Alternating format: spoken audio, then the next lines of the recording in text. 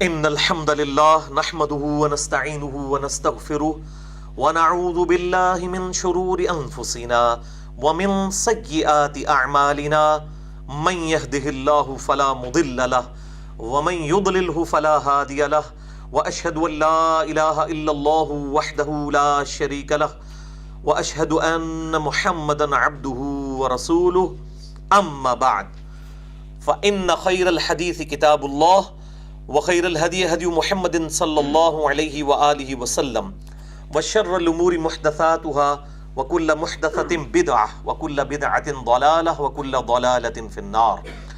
اعوذ باللہ السمیع العلیم من الشیطان الرجیم من ہمزہ ونفخہ ونفثہ بسم اللہ الرحمن الرحیم رب اشرح لی صدری ویسر لی امری واحلل عقدۃ من لسانی یفقہوا قولی۔ بسم اللہ الرحمن الرحیم ان اللہ وملائکتہ یصلون علی النبی یا ایہا الذین آمنوا صلوا علیہ وسلموا تسلیما۔ اللہم صل علی محمد وعلی آل محمد کما صلیت علی ابراہیم وعلی آل ابراہیم انک حمید مجید۔ اللہم بارک علی محمد وعلی آل محمد کما بارکت علی ابراہیم وعلی آل ابراہیم انک حمید مجید۔ اللہم ربنا آتنا فی الدنیا حسنة وفی الآخرة حسنة وقنا عذاب النار۔ ربنا آتنا من لدنک رحمة وہیئ لنا من امرنا رشدا۔ لا الہ الا انت سبحانک انی کنت من الظالمین ولا حول ولا قوة الا باللہ العلی العظیم آمین۔ الحمدللہ آج 11 مارچ 2017 کو ہفتے کے دن قرآن کلاس نمبر 252 میں ہم سورۃ الفرقان کی آیت نمبر 61 سے آنورڈ سٹارٹ کریں گے، اور آج انشاءاللہ تعالی سورۃ الفرقان مکمل بھی ہو جائے گی۔ اعوذ باللہ من الشیطان الرجیم بسم اللہ الرحمن الرحیم۔ تبارک الذی جعل فی السماء بروجا، بڑی خیر و برکت والی ہے وہ ذات جس نے آسمان میں برج بنائے۔ یہ اجرام فلکی، ستارے اور سیارے اور مختلف قسم کی چیزیں اللہ تعالیٰ نے اس کائنات میں پیدا فرمائیں۔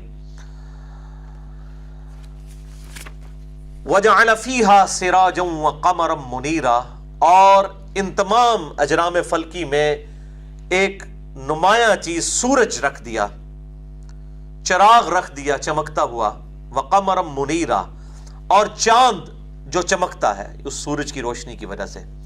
اب یہ فزیکل فینومینا آف نیچر ہے، اس کے اوپر بولا جائے تو کافی ٹائم چاہیے۔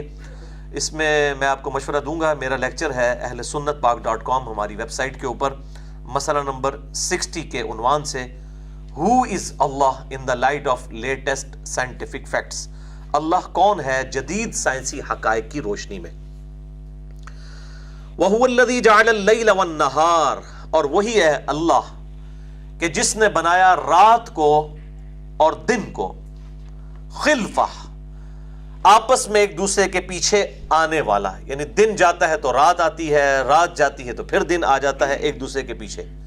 کس لیے؟ لمن اراد ان یذکر او اراد شکورا، تاکہ جس نے نصیحت حاصل کرنی ہو تو وہ نصیحت حاصل کرے، اور جس نے شکر گزار بننا ہو، شکر گزاری کی روش اختیار کرنی ہو تو وہ شکر گزاری کی روش اختیار کرے۔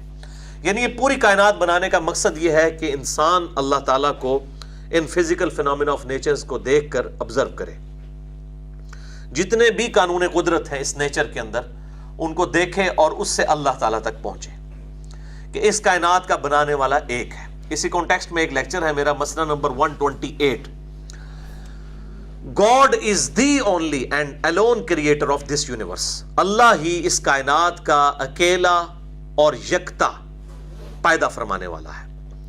اس میں نے کافی ڈیٹیل کے ساتھ اس کے اوپر ڈسکشن کی ہے۔ اب میرے بھائیوں، جو اگلی 15 آیات ہیں سورۃ الفرقان کی آیت نمبر 63 سے لے کر 77 یعنی اینڈ تک، ان کے کانٹیکسٹ میں بڑی ڈیٹیل کے ساتھ ایک لیکچر ریکارڈ کروا چکا ہوں۔ رمضان المبارک 2015 کے اندر ہماری جو اینول نشست ہوتی ہے اس میں اس کو کور کیا تھا میں نے، جو مسئلہ نمبر 120 کے عنوان سے اہل سنت پاک.com پر جو ہماری ویب سائٹ ہے اپلوڈڈ ہے یوٹیوب کے تھرو، اور اس کا عنوان تھا مسئلہ نمبر 120، اہل ایمان کی 12 صفات، یعنی جو صحیح اللہ کے ولی ہیں ان میں کون سی 12 صفات پائی جاتی ہیں۔ سورۃ الفرقان کی آیت نمبر 63 سے لے کے 77 تک کے کانٹیکسٹ میں میں نے بڑی ڈیٹیل کے ساتھ اس میں گفتگو کی ہے، جسے شوق ہو تو وہ ضرور دیکھے۔ آج میں ان آیات کے اوپر ڈیٹیل سے گفتگو نہیں کروں گا، ورنہ کم از کم 1-1.5 گھنٹہ اور چاہیے صرف ان آیات کو کور کرنے کے لیے۔ صرف ترجمہ کور کروں گا اور وہ جو 12 صفات ہیں ان کو گنواتا جاؤں گا۔ ان کی ڈیٹیلز جو ہے وہ مختلف لیکچرز کے اندر موجود ہے۔ بہرحال مسئلہ نمبر 120 جو ہے اس کے اوپر آلریڈی ریکارڈڈ ہے، بڑے احسن انداز کے ساتھ، بڑے کمپریہنسو اور جامع انداز میں، تو وہ دیکھ لیں تو انشاءاللہ تعالیٰ یہ ایشوز ریزالو ہو جائیں گے۔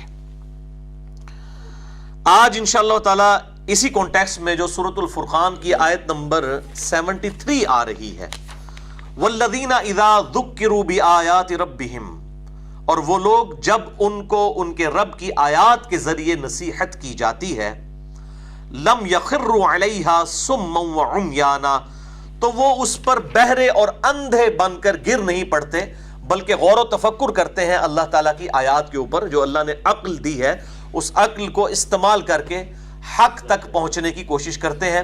یہ اہل ایمان کی ایک نشانی اس کے اندر آئے گی، جو کہ 11 نمبر کے اوپر آئے گی، سیکنڈ لاسٹ۔ تو اس کانٹیکسٹ میں میں نے آج انشاءاللہ ڈیٹیل کے ساتھ ایک اور اہم ٹاپک ڈسکس کرنا ہے، اور وہ ہے دور حاضر میں جو قرآن کے مختلف تراجم ہیں، مختلف ترجمے ہیں، ان کے اندر جو اختلاف پایا جاتا ہے اس کی وجہ کیا ہے۔ کیونکہ آج جو لوگ بھی غیر مسلم سے مسلمان ہوتے ہیں ان کے لیے سب سے بڑا ایشو یہ ہے، وہ بیچارے اسلام بڑا پیشن کے ساتھ قبول کرتے ہیں، بعد میں ان کو پتہ چلتا ہے کہ اسلام میں آ کے انہوں نے اپنے آپ کو کس آزمائش میں ڈال دیا ہے۔ اتنے فرقے، اتنی جماعتیں، اتنے علماء، اتنے قرآن کے ترجمے، تو وہ ایمبیگوٹی کا شکار ہو جاتے ہیں، ابہام کا شکار ہو جاتے ہیں، اور بعض لوگ پھر اسلام چھوڑ بھی جاتے ہیں اسی وجہ سے متنفر ہو کر، وَلِعَوْذُ بِاللَّهِ تَعَالَى۔ اللہم من احییتہ منا فاحیہ علی الاسلام ومن توفیتہ منا فتوفہ علی الایمان ربنا لا تزغ قلوبنا بعد اذ ہدیتنا وہب لنا من لدنک رحمہ انک انت الوہاب، آمین۔ تو ایسے لوگ میرے ساتھ رابطہ بھی کرتے ہیں، تو میں نے آج ضروری سمجھا کہ اس آیت کو پیوٹ کرتے ہوئے اس ایشو کو بھی مسئلہ نمبر 170 کے عنوان سے ریکارڈ کروا دیا جائے۔ ہماری آج کی جو قرآن کلاس نمبر 252 ہے، یہ انشاءاللہ مسئلہ نمبر 170 کے عنوان سے اہل سنت پاک.com پہ اپلوڈ ہوگی انشاءاللہ تعالی۔ تو یہ آیات جلدی جلدی کور کر لیتے ہیں۔ سورۃ الفرقان آیت نمبر 63، وَعِبَادُ الرَّحْمَنِ الَّذِينَ يَمْشُونَ عَلَى الْأَرْضِ هَوْنًا، اور رحمان کے بندے وہ ہیں کہ جو زمین میں جب چلتے ہیں تو بڑی آہستگی کے ساتھ، یعنی زمین پر جوتے نہیں پٹکتے، تکبر کے ساتھ نہیں چلتے، بڑی عاجزی کے ساتھ، نرمی کے ساتھ۔ یہ پہلی نشانی ہے اہل ایمان کی۔ دوسری، وَإِذَا خَاطَبَهُمُ الْجَاهِلُونَ قَالُوا سَلَامًا، اور جب کوئی جاہل ان کے ساتھ بحث و تمہیز کرنے کی کوشش کرے، الجھنے کی کوشش کرے، جس میں پنجابی سے کہنے سنگ پچانے کی کوشش کرے، وہ کہتے ہیں پائی تو جیت گیا، میں ہار گیا، وہ کہتے ہیں سلام، سلام متارکت یعنی ترک کا سلام۔ تو یہ میں اکثر بھائیوں کو کہتا ہوں کہ ہمارا کام صرف دعوت دینا ہے۔ جو سنگ پھنسانے کی کوشش کرے اس کو کہ میرے بھائی آپ کی مرضی ہے، حق قبول کریں، نہیں مرضی نہ قبول کریں۔ اللہ نے بھی یہی فرمایا قرآن میں، اِنَّا هَدَيْنَاهُ السَّبِيلَ إِمَّا شَاكِرًا وَإِمَّا كَفُورًا، ہم نے ہدایت کا راستہ واضح کر دیا ہے، چاہے تو حق کو قبول کرو، شکر گزاری کی روش اختیار کرو، اور خواہ تم کفران نعمت کرو، یہ تمہاری اپنی مرضی ہے۔ تیسری نشانی، والذین یبیتون لربہم سجدا وقیاما، وہ لوگ ہیں کہ جن کی راتیں اپنے رب کے حضور بسر ہوتی ہیں سجدے اور قیام کی حالت میں۔ اس میں تو ایک ڈیٹم لیول ہے، یعنی وہ جو رات کی 2 نمازیں ہیں مغرب اور عشاء، یہ تو فرض ہے، اس کے علاوہ بھی نوافل جو ہیں وہ ادا کرنے کا اہتمام کرتے ہیں۔ چوتھی نشانی، والذین یقولون ربنا اصرف عنا عذاب جہنم، جو کہ دعا کرتے رہتے ہیں اے ہمارے رب ہم سے جہنم کا عذاب پھیر دے۔ ان عذابها کان غراما، بے شک دوزخ کا عذاب تو ہمارے گلے کا پھندا ہے، یہ ایک لٹکتی ہوئی تلوار ہے ہمارے سر پر، اے اللہ ہمیں دوزخ کے عذاب سے بچا لے۔ اللہم اجرنا من النار، اللہم اجرنا من النار، اللہم اجرنا من النار، آمین۔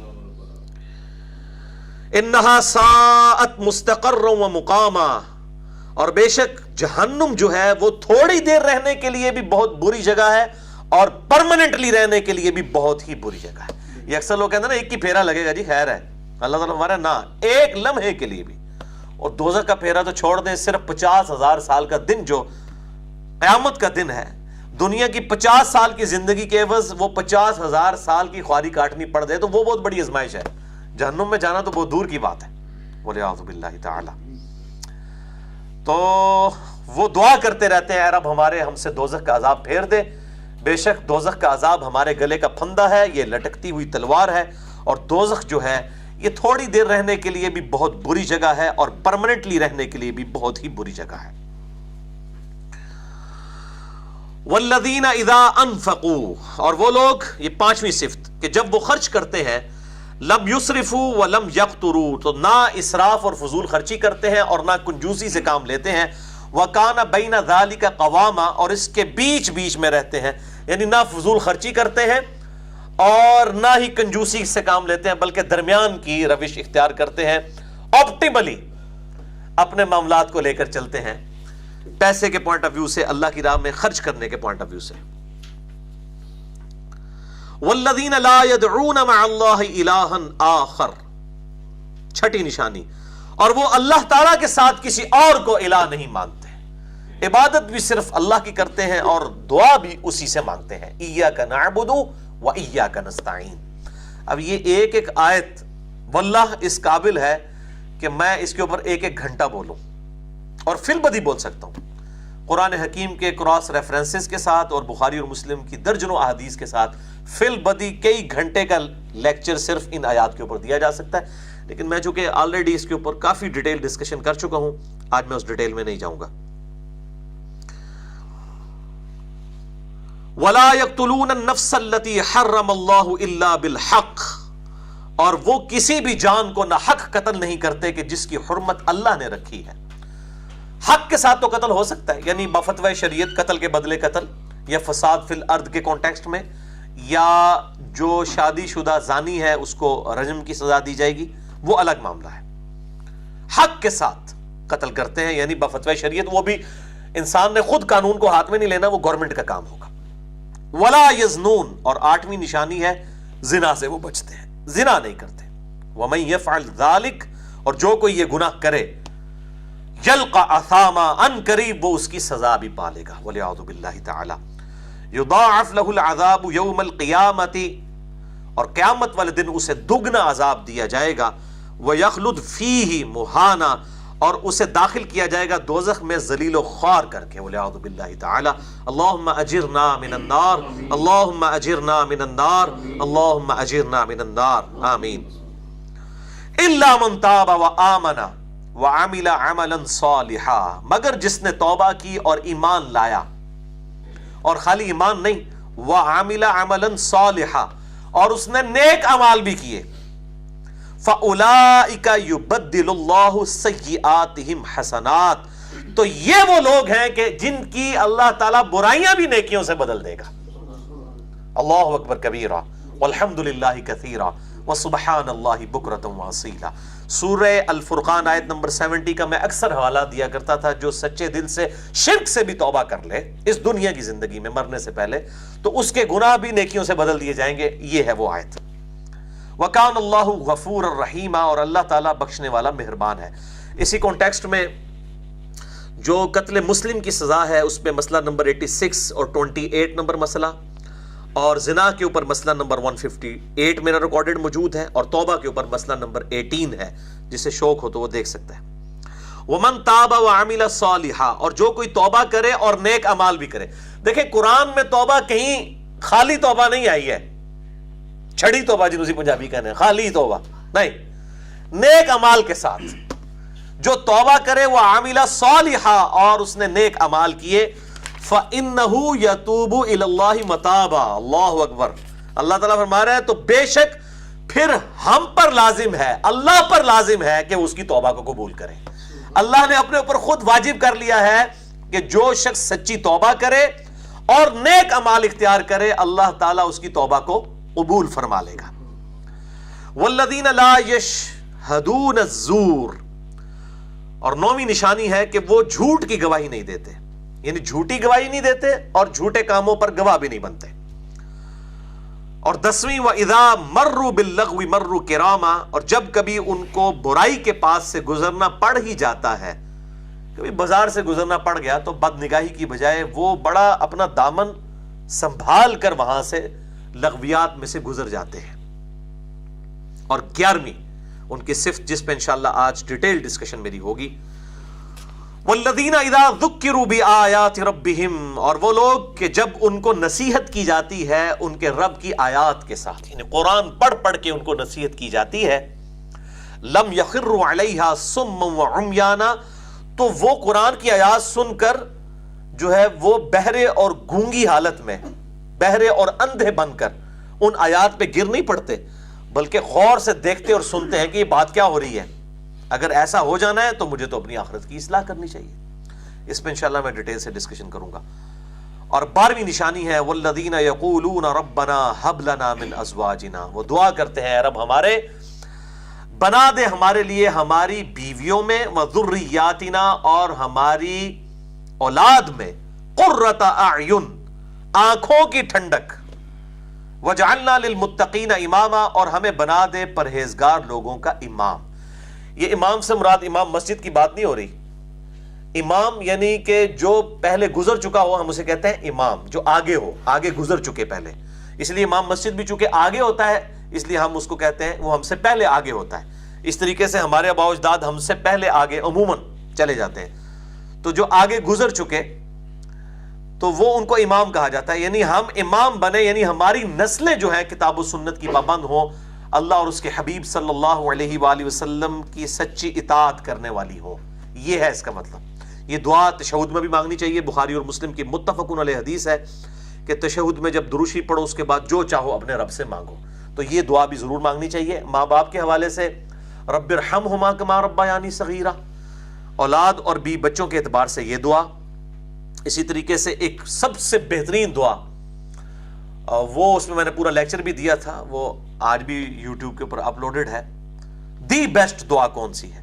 اللہم ربنا آتنا فی الدنیا حسنہ وفی الآخرۃ حسنۃ وقنا عذاب النار.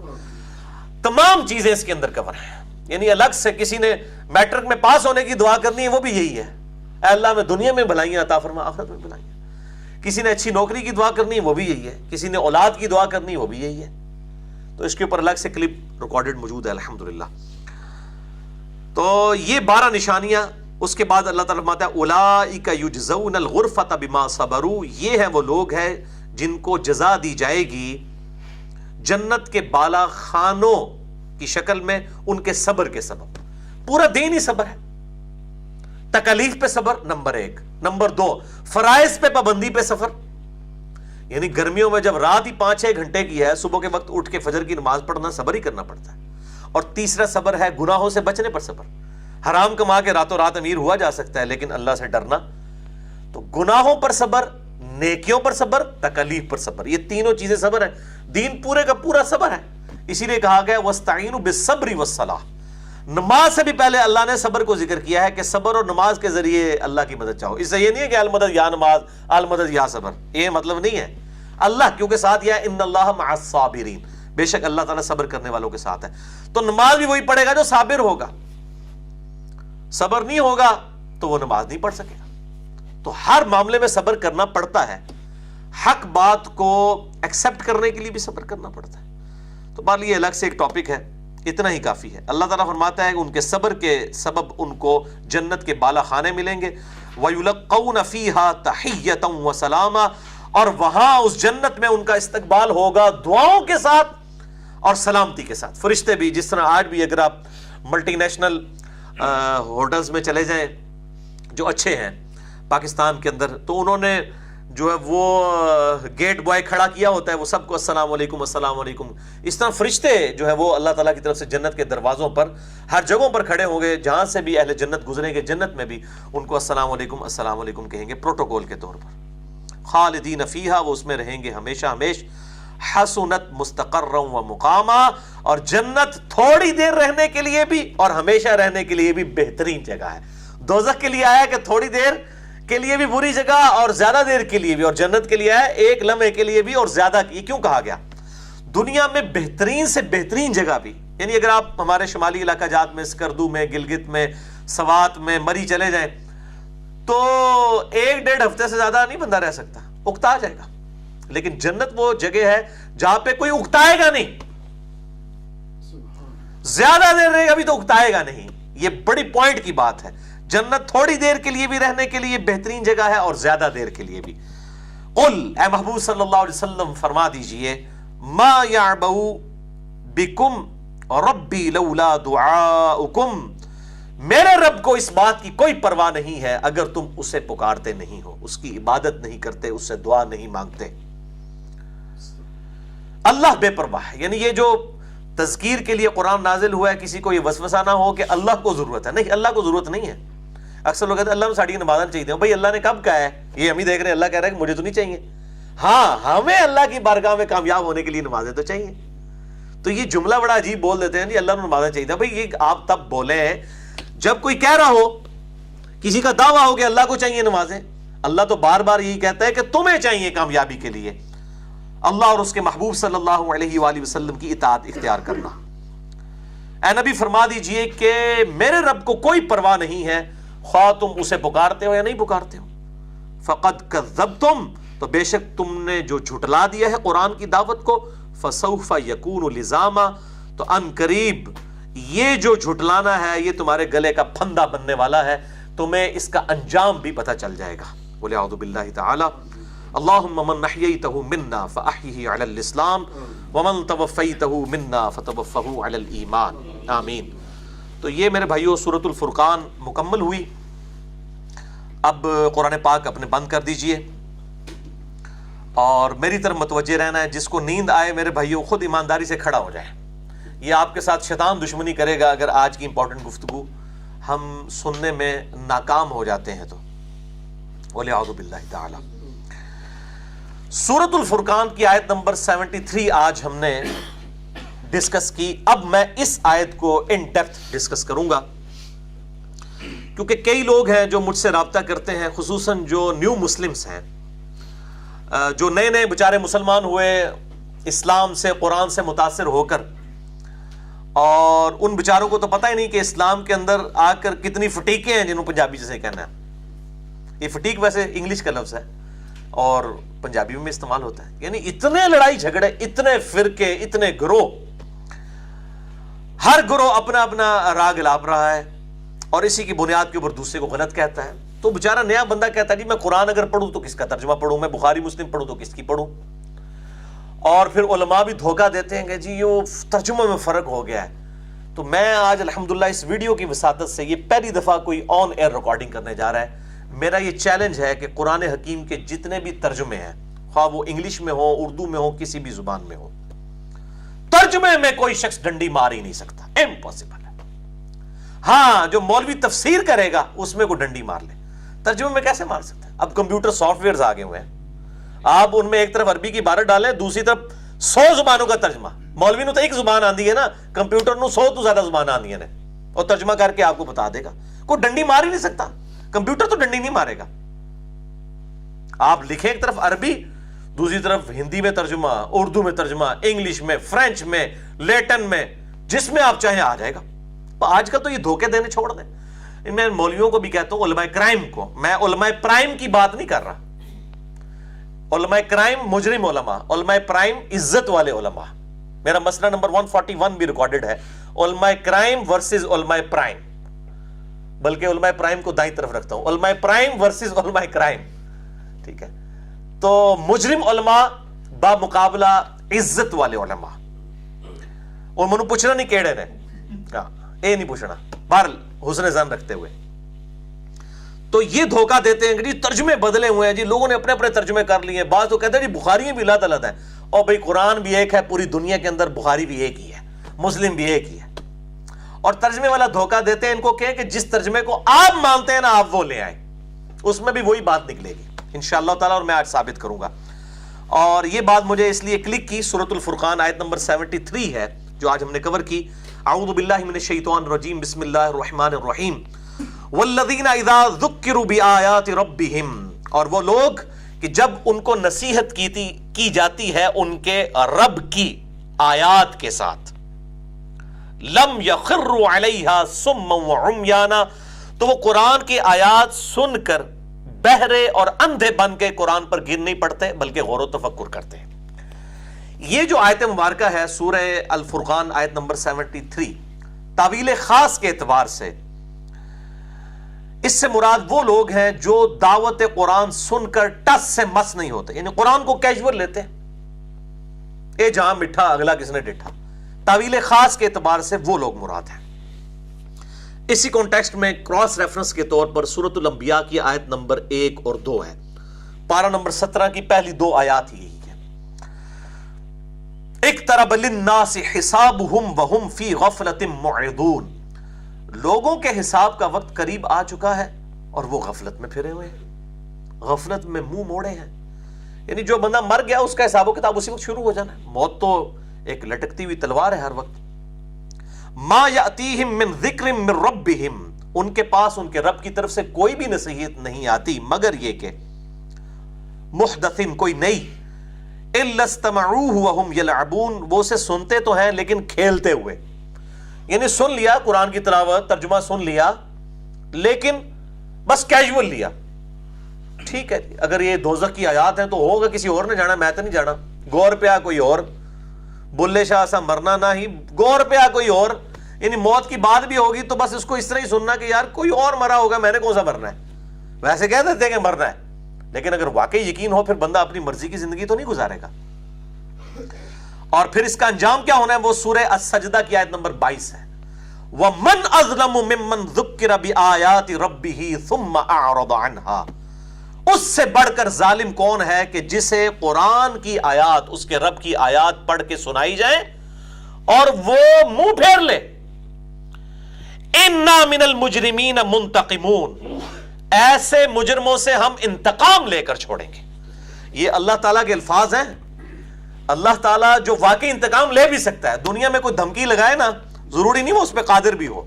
اللہ تعالیٰ فرما رہا ہے اِنَّا مِنَ الْمُجْرِمِينَ مُنْتَقِمُونَ، ایسے مجرموں سے ہم انتقام لے کر چھوڑیں گے جنہیں ہم قرآن سے ڈر سنائیں اور وہ اعراض کریں. یہاں بھی ہوتا ہے آپ کسی کو دعوت دینا، وہ کہتے ہیں تسی اپنی قبر ہی جانا جی، میں اپنی قبر ہی جانا ہے. دیکھیں یہ ان کو یہ سنایا کریں کہ اگر آپ کو کوئی حق بات بتاتا ہے کبھی اس کو پلٹ کے یہ جواب نہ دیں. آپ کے ساتھ وہ خیر خواہی کر رہا ہے، وہی شخص دنیا کی کوئی خیر خواہی کرے تو آپ بڑے خوش ہوں گے کہ بڑی مہربانی جناب، لیکن آخرت کی بات کہتے جی آپ نے اپنی قبر میں جانا ہے. بھائی سب نے اپنی قبر میں جانا ہے، لیکن اللہ تعالیٰ فرما رہا ہے جسے اس کی رب کی آیات کے ذریعے ڈر سنایا گیا کہ ڈر جا تو نے اللہ کے حضور پیش ہونا ہے، اور اس نے اعراض کیا. اعراض یہ ہے کہ بات مانی نہیں ہے، ادھر تو چڑھائی کر دیتے ہیں اگلے کے اوپر، وہ تو اس سے بڑا جرم ہے. اِنَّا مِنَ الْمُجْرِمِينَ مُنْتَقِمُونَ، ایسے مجرموں سے ہم انتقام لے کے ہی چھوڑیں گے. وَلِعَاذُ بِاللَّهِ تَعَالَى اللہم اجرنا من النار، اللہم اجرنا من النار، اللہم اجرنا من النار، آمین. اللہم من احییتہ منا فاحیہ علی الاسلام ومن توفیتہ منا فتوفہ علی الایمان. یہ قرآن کی ان آیات کے اوپر یہ دعائیں مانگنا، یہ صحیح بخاری اور صحیح مسلم سے آپ صلی اللہ علیہ وسلم کی سنت مبارکہ ہے. ایون نفلی نمازوں میں آپ صلی اللہ علیہ وسلم نماز کے دوران بھی قرآن کی آیات پڑھتے ہوئے اللہ سے دعائیں مانگا کرتے تھے. الحمدللہ. یہ تو تھی تعویل خاص. اب ہے تعویل عام کے اعتبار سے والذین اذا ذکروا بآیات ربہم لم یخروا علیہا صما وعمیانا، کہ جب ان کو ان کے رب کی آیات سے نصیحت کی جاتی ہے تو وہ بہرے اور اندھے بن کر قرآن پر نہیں گر پڑتے بلکہ غور و تفکر کرتے ہیں. تعویل عام کے اعتبار سے اس کی ایک تفسیر یہ بھی ہے کہ وہ ایسے لوگ اس میں مراد ہیں کہ جو قرآن سے سبق سیکھنے کی بجائے اس میں نکتہ چینی کرنا شروع کر دیتے ہیں، بجائے لیسن لرن کرنے کے کرٹیسزم کی روش اختیار کرتے ہیں. جی کیوں کیا گیا جی قرآن میں یہ کیوں آ گئی بات؟ تو وہ لوگ بھی شامل ہیں کہ وہ اللہ کی آیات پر بہرے اور اندھے بن کر ٹوٹ پڑتے ہیں، یعنی غور و تفکر نہیں کرتے کہ بات کیا ہو رہی ہے، بات کو سمجھیں، اس میں سے جو ہے کیڑے نکالنا شروع کر دیتے ہیں۔ اور اسی لیے سورۃ البقرہ میں اللہ تعالیٰ نے شروع میں ہی ان کو ایڈریس کر دیا۔ اس کا ایڈریس کرنے کا مقصد یہ تھا جو قرآن میں نکتہ چینی کرتے ہیں ان کو اصلاح کی جائے، لیکن مولویوں نے اس آیت کے ذریعے جو بیچارے قرآن پڑھ رہے ہیں نا ان کو ٹارگٹ کر لیا۔ یضل بہ کثیرا ویہدی بہ کثیرا، قرآن پڑھ کے لوگ گمراہ ہو جائیں گے، قرآن پڑھ کے جو ہے استغفر اللہ اتوب الیہ، اس کا یہ مطلب ہو تو اس کا مطلب ہم کسی غیر مسلم کو قرآن دیں اور کہیں گے جی یہ وہ کتاب ہے جو گمراہ بھی کر دیتی ہے، نعوذ باللہ، اور ہدایت بھی، وہ کہے گا جی اپنی کول رکھو کتاب۔ پاگلیے کو پڑھے گا۔ جس کا یہ عقیدہ ہے کہ قرآن گمراہ کرتا ہے وہ پکا کافر ہے، اور اس کے کفر میں شک کرنے والا بھی کافر ہے۔ یہ کتاب ھدی للناس وبینات من الہدی والفرقان، سورۃ البقرہ میں اللہ نے کہا پوری انسانیت کے لیے ہدایت ہے، اور ہدایت کے روشن دلائل ہیں اس میں، اور الفرقان ہے حق اور باطل میں تمیز کرنے والی کتاب۔ ھدی للمتقین ہے، جو ڈر جائیں کہ ہماری مرضی کے بغیر ہمیں کسی نے پیدا کیا، ہم سے وہ پوچھ گچھ کرے گا، ان کے لیے بھی ہدایت ہے۔ یہ متقین مراد داڑھی پگڑی نہیں ہے، ڈر جانے والے جو واقعی یہ سوچیں کہ ہماری مرضی کے بغیر ہمیں کسی نے پیدا کیا، ان کے لیے ہدایت ہے۔ اور جو بات نہیں ماننا چاہتے ان کے لیے کوئی ہدایت نہیں، وہ اللہ نے واضح کہہ دیا ہے انا ہدیناہ السبیل اما شاکرا و اما کفورا، ہم نے راہ ہدایت واضح کر دیا ہے، چاہے تو اسے مان لو چاہے نہ شکری کی روش اختیار کرو، یہ من چلے کا سودا ہے، لینا تو لو، نہیں لینا تو جاؤ، اللہ کو تو کوئی پرواہ نہیں ہے نا۔ پوری کائنات دوزخ میں چلی جائے اللہ تعالیٰ کی شان میں کوئی فرق نہیں پڑنا، پوری کائنات جنت میں چلی جائے اللہ تعالیٰ کو فرق ہمیں پڑتا ہے۔ یہ اکثر لوگ کہتے ہیں جی اگے پتہ چل جائے گا کیڑا صحیح ہے، او بھائی اگے جا کے اگر غلام احمد قادیانی دے فالوورز نو پتہ لگا کہ قادیانی دجال تھا، وہ پتہ لگنا ان کو فائدہ دے گا؟ نہیں۔ دنیا میں پتہ لگنا ضروری ہے، او جی اللہ کو پتہ ہے، او اللہ کا پتہ ہونے کا مجھے تو فائدہ نہیں ہے نا، مجھے تو جب فائدہ ہے جب مجھے بھی پتہ چلے حق کیا ہے اور باطل کیا ہے۔ او جی اللہ کو پتہ ہے، اللہ کو تو پتہ ہے، اللہ نے اپنے پاس نہیں رکھا، آپ کو بتایا، آپ سمجھنا نہیں چاہ رہے۔ تو اللہ تعالیٰ فرما رہا ہے کہ سورۃ البقرہ آیت نمبر 26 اور 27 میں جو اعتراض کیا جاتا تھا قرآن پہ، اس کا جواب دیا گیا۔ یہاں پہ کہہ رہے ہیں قرآن گمراہ کرتا ہے والعیاذ باللہ، اور یہ آیت پیش کرتے ہیں، اس کا کنٹیکسٹ ہی کچھ اور ہے، اور یہ اکثر وہ پھر سورہ الجمعہ سے بھی پیش کرتے ہیں کہ جی علماء یہود کی مثال جو ہے وہ گدھوں کی سی ہے کہ جن پر کتابیں لادی ہوئی ہیں۔ تو جو بندہ بیچارہ قرآن و سنت سے حوالہ دیتا ہے نا تو اس کو کہتے ہیں جی آپ تو گدھوں کی مثال ہو۔ بھائی گدھے کی مثال جو دی ہے تو آپ بہرے اور اندھے بن کے نہ اس آیت پہ گریں، اس کو سمجھیں کہ علماء یہود کو گدھا کیوں کہا گیا۔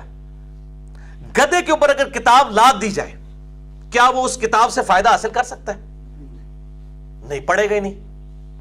تو اللہ نے علماء یہود کو یہ بات کہی کہ تمہارے پاس تورات اولڈ ٹیسٹمنٹ موجود تھا، اس میں نبی صلی اللہ علیہ وسلم کی پروفیسیز تھیں کہ پیغمبر آخر الزمان آنا ہے، تو اب تو تمہاری مثال گدھوں کی سی ہے، تمہارے پاس کتابیں موجود ہیں، ان کتابوں کو پڑھ کے اس شخص کو پہچانتے کیوں نہیں ہو؟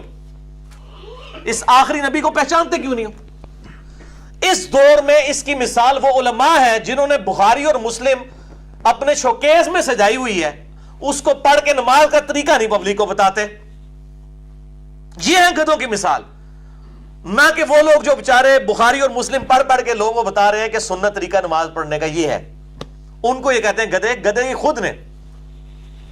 ٹھیک ہے، تو یہ آیات بھی وہ پیش کرتے ہیں، یہی گدھے جو علماء کرائم ہیں، مجرم علماء، یہ آیت کو پیش کر کے اس کا غلط فہم بیان کرنے کی کوشش کرتے ہیں۔ اس کو بھی آپ سمجھ لیں، میں نے مسئلہ تقدیر کے اوپر بھی تقریباً 7 گھنٹے کی گفتگو ہوئی ہے 4 لیکچرز میں، مسئلہ نمبر 103 اور 104 اے بی سی، 103 104 اے بی سی، جس میں 200 آیات کراس ریفرنس کے طور پہ کور کی ہیں، 50 ریفرنسز، اور الحمدللہ میری زندگی کی وہ بہت بڑی کمائی ہے اللہ تعالیٰ کے حضور انشاءاللہ تعالیٰ مسئلہ تقدیر کے حوالے سے۔ اس میں بھی میں نے ان آیات کو کور کیا تھا، سورہ البقرہ آیت نمبر 26 اور 27۔ ان اللہ لا یستحیی ان یضرب مثلا ما بعوضۃ فما فوقها، بے شک اللہ تعالیٰ حیا نہیں فرماتا، شرم محسوس نہیں کرتا کہ وہ اپنی کتاب میں مثال بیان کرے کسی مچھر کی یا اس سے بھی کسی حقیر چیز کی۔ وہ کہتا تھا جی اللہ کی کتاب ہے اور کہیں عنکبوت مکڑی کا ذکر موجود ہے، اور کہیں پہ مکھی کا ذکر موجود ہے سورہ الحج میں. تو اللہ تعالیٰ تو اتنی بڑی ہستی ہے کہ چھوٹے چھوٹے الفاظ وہ کیوں استعمال کرتا ہے؟ تو اللہ تعالیٰ، میں اللہ کو کوئی حیا نہیں ہے. اللہ تعالیٰ نے کوئی اپنی علمیت کا زور نہیں کسی کے اوپر چلانا، بلکہ بات سمجھانی ہے اور سمپل انداز میں. اس لیے آپ دیکھیں قرآن کی عربی بڑی سمپل ہے. اگر آپ اس کو لٹریچر کی عربی سے کمپیئر کریں تو یہ بہت آسان ہے. تو اللہ تعالیٰ چاہتا تو مشکل بھی نازل فرما سکتا تھا، اس لیے کہ اللہ تعالیٰ حیا نہیں فرماتا کہ وہ مکھی کی بات یا اس سے بھی کسی حقیر چیز، مچھر سے بھی حقیر چیز کی مثال بیان کرے، کیونکہ مقصد بات سمجھانا ہے، نہ کہ کسی کے اوپر علمیت کا روب ڈالنا ہے. اللہ اکبر.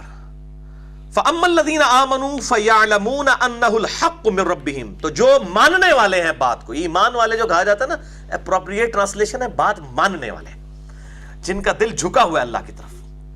أَفَحَسِبْتُمْ أَنَّمَا خَلَقْنَاكُمْ عَبَثًا. کیا انسان تو نے گمان کیا ہم نے تجھے ایسے ہی پیدا کر دیا؟ وَأَنَّكُمْ إِلَيْنَا لَا تُرْجَعُونَ. اور تجھے مر کے ہمارے پاس لوٹ کر نہیں آنا.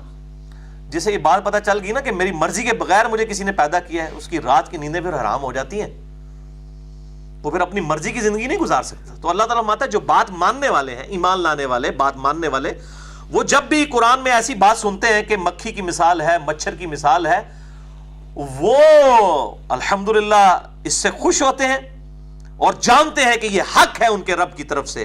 وَأَمَّا الَّذِينَ كَفَرُوا. اور جو بات نہیں ماننے والے، دل بے ایمان تے اجدا ٹھیر، دل بے ایمانی پہ اترا ہو تو لیم ایکسکیوزز کئی ڈیوائز کر لیتے ہیں. وہ ایسے لوگ جو ہیں فَيَقُولُونَ مَاذَا أَرَادَ اللَّهُ بِهَذَا مَثَلًا. تو وہ نکتہ چینی کرتے ہیں، یعنی بہرے اور اندھے بن کے قرآن کی آیات پہ گرتے ہوئے کہتے ہیں یہ اللہ تعالیٰ کو اس مثال کو بیان کر کے کیا ملا؟ استغفر اللہ توب الیہ. اب اس کا جواب اللہ تعالیٰ نے ٹونٹ کے انداز میں دیا ہے، تانے کے طور پر. اللہ تعالیٰ فرماتا ہے یُضِلُّ بِهِ كَثِيرًا وَيَهْدِي بِهِ كَثِيرًا. اللہ تعالیٰ نے یہ اس لیے کیا ہے تاکہ اس مثال کے ساتھ کئی لوگوں کو گمراہ کر دے اور کئی لوگوں کو ہدایت دے دے. گمراہ کن کو کریں؟ جو خود گمراہ ہونا چاہیں، اور جو ہدایت والے ہوں گے وَالَّذِينَ جَاهَدُوا فِينَا لَنَهْدِيَنَّهُمْ سُبُلَنَا. جو لوگ ہماری راہ میں کوشش کریں گے ہم اپنی راہیں ان کے لیے کھول دیں گے. سورۃ العنکبوت میں آتا ہے. تو جو گمراہ ہونا چاہے، اللہ نے ٹونٹ کیا ہے کہ تم لوگ چونکہ قرآن کی لیسن کے اوپر توجہ نہیں دے رہے ہو، نکتہ چینی کر رہے ہو، تو یہ پھر تمہیں گمراہ ہی ہوگے. یہ کیونکہ بات جو نہیں مان رہے، جو ماننے والے ہیں وہ گمراہ نہیں ہوں گے. Point to be noted. جو کہہ رہے ہیں نا کہ جو کچھ ہے من و عن اسی طریقے سے ہم قبول کرتے ہیں، ان پہ گمراہی کا فتویٰ نہیں ہے. جو بیچ میں سے نکال رہے ہیں کہ جی ایاک نعبد و ایاک نستعین جب پیش کیا جائے، کلیئر کٹ ترجمہ ہے اللہ تیری ہی عبادت کرتے ہیں، تجھی سے غائب میں مدد کے لیے تجھی کو پکارتے ہیں، تجھی سے دعا کرتے ہیں. ظاہر اس بات کی بات نہیں ہو رہی، وہ سورۃ المائدہ میں ہے وَتَعَاوَنُوا عَلَى الْبِرِّ وَالتَّقْوَى وَلَا تَعَاوَنُوا عَلَى الْإِثْمِ وَالْعُدْوَانِ. نیکی اور پرہیزگاری کے کاموں میں ایک دوسرے کی مدد کرو، برائی میں نہ کرو. یہ بھائی بیٹھے میں ان کو کہتا ہوں مجھے پانی پلا دیں، تو ٹھیک ہے، یہ ظاہر اس بات قرآن میں. لیکن یہ بیٹھے ہیں بغداد میں، وہاں بھی قبر کے اندر، میں کہتا ہوں بھائی مجھے پانی پلا دیں. وہی بات، وہی جملہ، صرف فریم آف ریفرنس بدلنے سے، چونکہ غائب میں پکارنا ہے خالصتاً شرک ہو جائے گا ایاک نستعین کے خلاف. اور یہ مجازی ہوتی ہے، حقیقی ہوتی ہے، یہ نکتہ چینیاں. عبادت حقیقی ہی ہوتی ہے، وہ مجازی نہیں ہوتی. تو اسی کے ساتھ ہے وہ ایاک نستعین. اور وہ مدد بھی، وہ حقیقی مدد کون سی؟ دعا والی، وہ صرف اللہ سے. نہ مولا علی کو پکار سکتے ہیں رضی اللہ تعالیٰ عنہ علیہ السلام، نہ شیخ عبد القادر جیلانی کو، نہ کسی اور جن کو، فرشتے کو، پیغمبر کو. نہیں، مولا علی بھی اپنی نمازوں میں اللہ کو پکارتے تھے. مولا علی کا بھی ماننے والا وہ ہوگا جو اللہ کو پکارے گا. ایاک نعبد و ایاک نستعین. بہرحال اس پہ میں نے ڈیٹیل سے ڈسکشن کی ہے. مسئلہ نمبر 3، دعا صرف اللہ ہی سے، اور اسی کی ایکسٹینشن ہے مسئلہ نمبر 43، وسیلہ اور توسل کے صحیح احکام و مسائل. جسے شوق ہو تو وہ دیکھ سکتا ہے. تو اللہ تعالیٰ فرماتا ہے کہ ہم اس سے چاہ رہے ہیں تم گمراہ ہو جاؤ، یعنی بات نہ مانو اور گمراہ ہو جاؤ. یہ ٹونٹ کیا گیا ہے، نہ کہ یہ کہا گیا کہ قرآن گمراہ کرتا ہے. دیکھیں کس طرح مس یوز کیا ہے ان علماء نے. نعوذ باللہ. وَيَهْدِي بِهِ كَثِيرًا. اور اس سے کثیر لوگ ہدایت پالیں. کون سے ہدایت پالیں گے؟ جو بات ماننے والے. وَمَا يُضِلُّ بِهِ إِلَّا الْفَاسِقِينَ.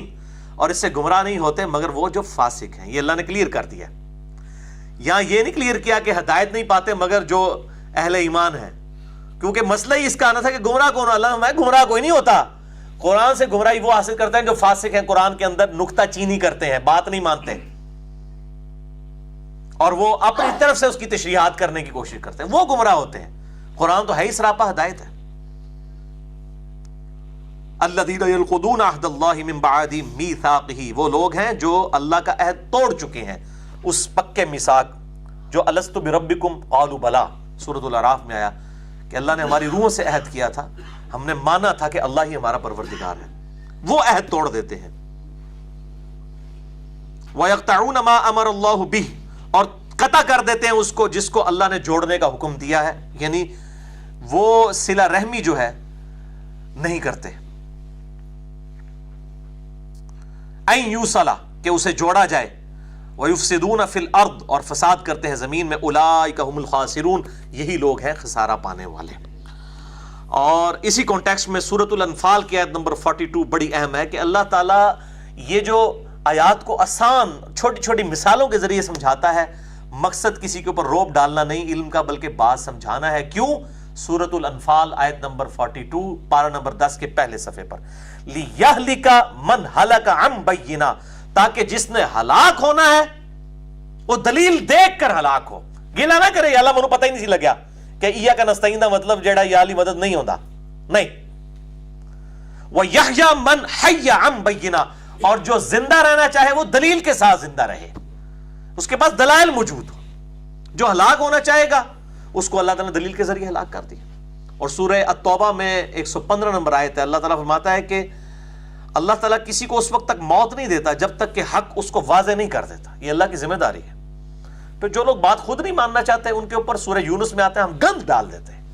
یعنی پہلی جو کوشش ہے انسان کی ہوتی ہے حق کی طرف یا باطل کی طرف جانے کی، بعد میں اللہ تعالیٰ اس کے ساتھ اس کے مطابق فیصلہ فرماتا ہے. کوشش انسان نے اپنی خود کرنی ہے، چاہے وہ گمراہی کماتا ہے چاہے وہ ہدایت کماتا ہے. اللہم اہدنا الصراط المستقیم صراط الذین انعمت علیہم غیر المغضوب علیہم ولا الضالین. آمین ثم آمین. اب اہل ایمان کا ایٹیچیوڈ کیا ہے اس کے برعکس؟ یہ تو تھے جو دل بے ایمان تھے، اجدا ٹیر، نکتہ چینی کرنے والے، وہ تو گمراہی کمائیں گے کہ انہوں نے بات نہیں ماننی. اہل ایمان کا ایٹیچیوڈ ہے سورہ الانفال آیت نمبر 2 اور 3 میں، انما المؤمنون الذین اذا ذکر اللہ وجلت قلوبہم. اہل ایمان وہ ہیں، ایمان والے تو مومن صرف وہی ہیں کہ جب ان کو نصیحت کی جاتی ہے اللہ تعالیٰ کی آیات کے ذریعے تو ان کے دل کانپ اٹھتے ہیں. وجلت قلوبہم، دل کانپ جاتے ہیں. وَإِذَا تُلِيَتْ عَلَيْهِمْ آيَاتُهُ، اور جب اللہ کی آیات ان پر تلاوت کی جاتی ہیں، زَادَتْهُمْ ایمانا، ان کا ایمان بڑھنے لگ پڑتا ہے. وہ کہتے ہیں بالکل جی ہمارا بھی یہی عقیدہ ہے، ایاک نعبد و ایاک نستعین. اب کئی لوگ ہیں جن کے سامنے آیت پڑھے تو وہ چڑ پڑتے ہیں، جی بزرگوں نے نہیں مانتے، انہوں نے کوئی حصہ نہیں. تو یہ وہ لوگ ہیں جن کا ایمان کم ہونے لگتا ہے قرآن سن کے، کیونکہ انہوں نے وہ منوان قبول نہیں کرنا نا اس طریقے سے، تو ظاہر ہے کہ پھر وہ ان کی تو مشکل ہو جائے گا. اہل ایمان کا ایمان بڑھتا ہے، جی ہمارا یہی عقیدہ ہے. زادتہم ایمانا وعلی ربہم یتوکلون، اور وہ اپنے رب پر توکل کرتے ہیں. الذین یقیمون الصلاۃ، یہ وہ لوگ ہیں جو قائم کرتے ہیں نماز کو. ومما رزقناہم ینفقون، اور جو ہم نے ان کو دیا ہے اس مال میں سے اللہ تعالیٰ کی راہ میں خرچ کرتے ہیں. لوگوں سے چندے بٹور کے نہیں خرچ کرتے اللہ کی راہ میں، اپنے مال میں سے جو ان کے پاس ہے. بڑا فرق ہے. اولئک ھم المؤمنون حقا، حقیقتاً کٹر اگر مؤمن کوئی ہے تو وہ یہ لوگ ہیں. لہم درجات عند ربہم، ان کے اپنے رب کے حضور درجات ہیں بلند. ومغفرت ورزق کریم، اور مغفرت ہے اور عزت کی روزی ہے انشاءاللہ تعالی. تو یہ میرے بھائیوں اہل ایمان کا ایٹیچیوڈ کہ جب وہ بات سنتے ہیں تو اپنا وہ یہ نہیں کہتے یار ساڑھے بزرگوں کو نہیں پتہ لگا، اتنے بڑے بڑے علماء کو نہیں پتہ چلا، وہ کہتے ہیں یار شکر انہوں نے پتہ لگا، مجھے پتہ لگ گیا. ٹھیک ہے، آپ اللہ کا شکر ادا کریں کہ آپ کو پتہ چل گیا. آپ یہ کہیں چونکہ فلاں بندہ بد عقیدہ تھا اس لیے اگر وہ دوزخ میں جائے. کئی لوگ ہیں وہ کہتے ہیں جی ہم اپنے بزرگوں کے پیچھے ہیں، چاہے جہنم میں جائیں چاہے جنت میں جائیں، ہم اپنے بزرگوں کے ساتھ ہیں. یہ آن ریکارڈنگ ان کے جملے موجود ہیں. یہ بہت بڑی جرت ہے. ہمیں یہ دیکھنا چاہیے ہمارے پاس جو بات پہنچی ہے. میں اللہ تعالیٰ کو قیامت والے دن یہ کہوں گا، دنیا میں آپ ذرا امیجن کریں کہ یا اللہ میں نے ایاک نعبد و ایاک نستعین کو من و عن اس لیے قبول نہیں کیا کہ فلاں بزرگ جو ہیں ان کا تو یہ عقیدہ تھا، فلاں جو ہے وہ یہ کہتے تھے. اللہ تعالیٰ کہے گا تیرے تک جو آیت میں نے پہنچائی تھی تجھے نہیں سمجھ آئی؟ تیری کھوپڑی میں بات نہیں آئی؟ یہ راکٹ سائنس تھی یا فورتھ آرڈر ڈفرینشیل ایکویشن تھی جو تجھے سالو نہیں ہوئی ہے؟ اس لیے میں ایک بات بولا کرتا ہوں, ایز فار ایز ہدایت از کنسرنڈ, قرآن حکیم دنیا کی سب سے آسان کتاب ہے, اس سے آسان کوئی کتاب نہیں ہے جہاں تک قرآن سے ہدایت حاصل کرنے کا تعلق ہے. باقی اس کے ڈیپتھ میں جائیں تو وہ علماء کو بھی نہیں سائنس آتی, بیالوجی آتی ہے علماء کو, جیولوجی آتی ہے, ایمبریولوجی آتی ہے, ایسٹرونومی آتی ہے, 1000 آیات ان ٹاپکس کے اوپر ہیں. وہ تو علماء کے پاس بھی علم نہیں ہے, علماء سے پوچھ کر چلیں. 18 علوم, وہ 18 علوم ہے اس کی ڈیپتھ کے لیے. قرآن ڈیپتھ کے لیے ہر بندے کے لیے نہیں ہے, جس کی مرضی جائے. قرآن کا بنیادی مقصد ہے ہدایت, اور وہ ایک موچی کو بھی سمجھ آئے گا, ایک انٹلیکچوئل کو بھی سمجھ آئے گا, ایک ان پڑھ کو بھی سمجھ آئے گا, ایک ڈاکٹر کو بھی سمجھ آئے گا, ایک انجینئر کو بھی سمجھ آئے گا. کیونکہ ورنہ تو اللہ تعالیٰ کی صفت عدل جو ہے وہ چیلنج ہو جائے گی کہ یار فلاں کو سمجھ آ گیا فلاں کو نہیں آیا, تو پھر وہ تو حساب و کتاب دینے کا متحمل نہیں ہوگا, اکاؤنٹیبل ہی نہیں ہوگا. اس کا مطلب ہے کہ یہ بات سب کو سمجھ آنے والی ہے. ایز فار ایز ہدایت از کنسرنڈ, قرآن حکیم دنیا کی سب سے آسان کتاب ہے. اور یہ جو میں دعویٰ کر رہا ہوں یہ میرا اپنا دعویٰ نہیں ہے. اس کے مقابلے جو کہہ رہے ہیں قرآن بڑا مشکل ہے, ان سے پوچھیں پورے قرآن میں کہیں لکھا ہوا ہے قرآن مشکل ہے؟ کسی حدیث میں لکھا ہوا ہے قرآن مشکل ہے نصیحت حاصل کرنے کے لیے؟ نہیں. لیکن ہمارا جو دعویٰ ہے قرآن حکیم میں 4 دفعہ آیا. میرے بھائیوں زنا کے اوپر بھی 4 گواہ آ جائیں نا تو اس کے اوپر بھی ہاتھ جاری ہو جاتی ہے. عام معاملے میں تو 2 گواہ چاہیے. اور قرآن حکیم میں اگر آپ دیکھیں تو کئی ٹاپکس ایسے ہیں جو امپورٹنٹ ٹاپکس ہیں, جو اللہ تعالیٰ نے جن کو ایمفسائز کیا نا تو وہ آیات 2 بار آئی ہیں. جس طرح ان اللہ لا یغفر ان یشرک بہ, بے شک اللہ تعالیٰ قیامت والے دن اس گناہ کو معاف نہیں کرے گا کہ کوئی دنیا میں شرک کے ساتھ اللہ کے پاس پہنچا. اس کے علاوہ جتنے گناہ معاف کر دے گا جس کے لیے چاہے گا. یہ سورہ النساء میں آیت 2 دفعہ آئی ہے, 48 نمبر اور 116. لیکن یہ اتنا کریٹیکل ایشو تھا کہ قرآن حکیم آسان ہے, ایک سورت میں 4 دفعہ آئی ہے. سورۃ القمر آیت نمبر 17, 22, 32 اور 40, 4 دفعہ یہ آیت ریپیٹ ہوئی ہے. وَلَقَدْ يَسَّرْنَا الْقُرْآنَ لِلذِّكْرِ فَهَلْ مِن مُدَّكِرٍ, اور بے شک ہم نے قرآن حکیم کو نصیحت حاصل کرنے کے لیے آسان کر دیا ہے کوئی سمجھنے والا؟ اب اللہ تعالیٰ نے یہ تو نہیں فرمایا کہ یہ بڑی مشکل کتاب ہے. ان سے پوچھے جو آپ دعوے کر رہے ہیں مشکل ہے اس واسطے کرتے ہیں تاکہ پڑھے ہی نہ کوئی, انہوں دی روزی روٹی چلتی رہے اس طرح, یہ اس لیے دور کرتے ہیں. تو میں یہ کہتا ہوں یہ اسلام کے ساتھ دشمنی تو یہ لوگ کر رہے ہیں. مجھے بتائیں اگر کوئی یہودی آپ کو یہ آ کے کہے کہ قرآن نہ پڑھنا گمراہ ہو جاؤ گے ڈائریکٹ, تو ہم کہیں گے یہ تو یہودی ہے, اسلام کا دشمن ہے. لیکن یہ یہودی نما علماء آپ کے ممبروں پہ بیٹھ کہہ رہے ہیں قرآن ڈائریکٹ نہ پڑھنا گمراہ ہو جاؤ گے, ان کو ہم کہتے ہیں رحمت اللہ علیہ, مدّا ذلہ دامت برکاتہم عالیہ, حافظہ اللہ تعالی, آیت اللہ, ان کو ہم یہ کہہ رہے ہوتے ہیں. کتنے بڑے دشمن ہیں یہ اسلام کے. ہمیں کبھی یہ گمان نہیں آیا کہ یہ غیر مسلم آگے بات کرے گا, اور انڈیا پاکستان بنگلہ دیش کا مولوی آپ کو یہ کہتا ہے قرآن ڈائریکٹ نہ پڑھنا گمراہ ہو جاؤ گے. انہوں کو جو ڈائریکٹ نہیں پڑھ دے انڈائریکٹ ہی پڑھا دو, اور انڈائریکٹ انہوں نے آپ بھی نہیں پڑھی ہوتی. ٹھیک ہے, اس لیے کہ انہوں نے تو عقائد بتانے اپنے بزرگوں بابوں کے. قرآن و سنت تو ایک بالکل الگ سے ایک نظریہ ہے, اس کے اوپر وہ قائم ہے, اس کے اندر تبدیلی نہیں کر سکتے. قرآن کو تو بدل نہیں سکتے تو اس لیے انہوں نے کہا کہ ڈائریکٹ نہ پڑھو تاکہ مت مار دے, تفاسیر ہمارے بزرگوں کی پڑھو. تو قرآن حکیم نصیحت کے لیے آسان ہے. ہم کون سا کہہ رہے ہیں کہ آپ قرآن پاک میں جو سائنس کے اوپر آیات ہیں آپ ٹیکٹونک پلیٹس کا ہمیں بتائیں, جیولوجی کی 10 لے گا کوئی مولوی, پرانے بزرگوں جو بھی کو کاٹ لو تے ان نویں جو بھی کاٹو کٹے گا, جیولوجی دا ایمبریولوجی کی فیلڈ بتائے گا؟ نہیں بتا سکتے, قطعاً نہیں بتا سکتے. اس لیے قرآن حکیم میں سورۃ الانبیاء کی آیت نمبر 7 میں آیا فَاسْأَلُوا أَهْلَ الذِّكْرِ إِن كُنتُمْ لَا تَعْلَمُونَ, اگر تمہیں نہ پتا ہو کسی چیز کے بارے میں, علم نہ ہو, تو اہل ذکر ہیں جو جاننے والے ہیں ان سے پوچھ لیا کرو.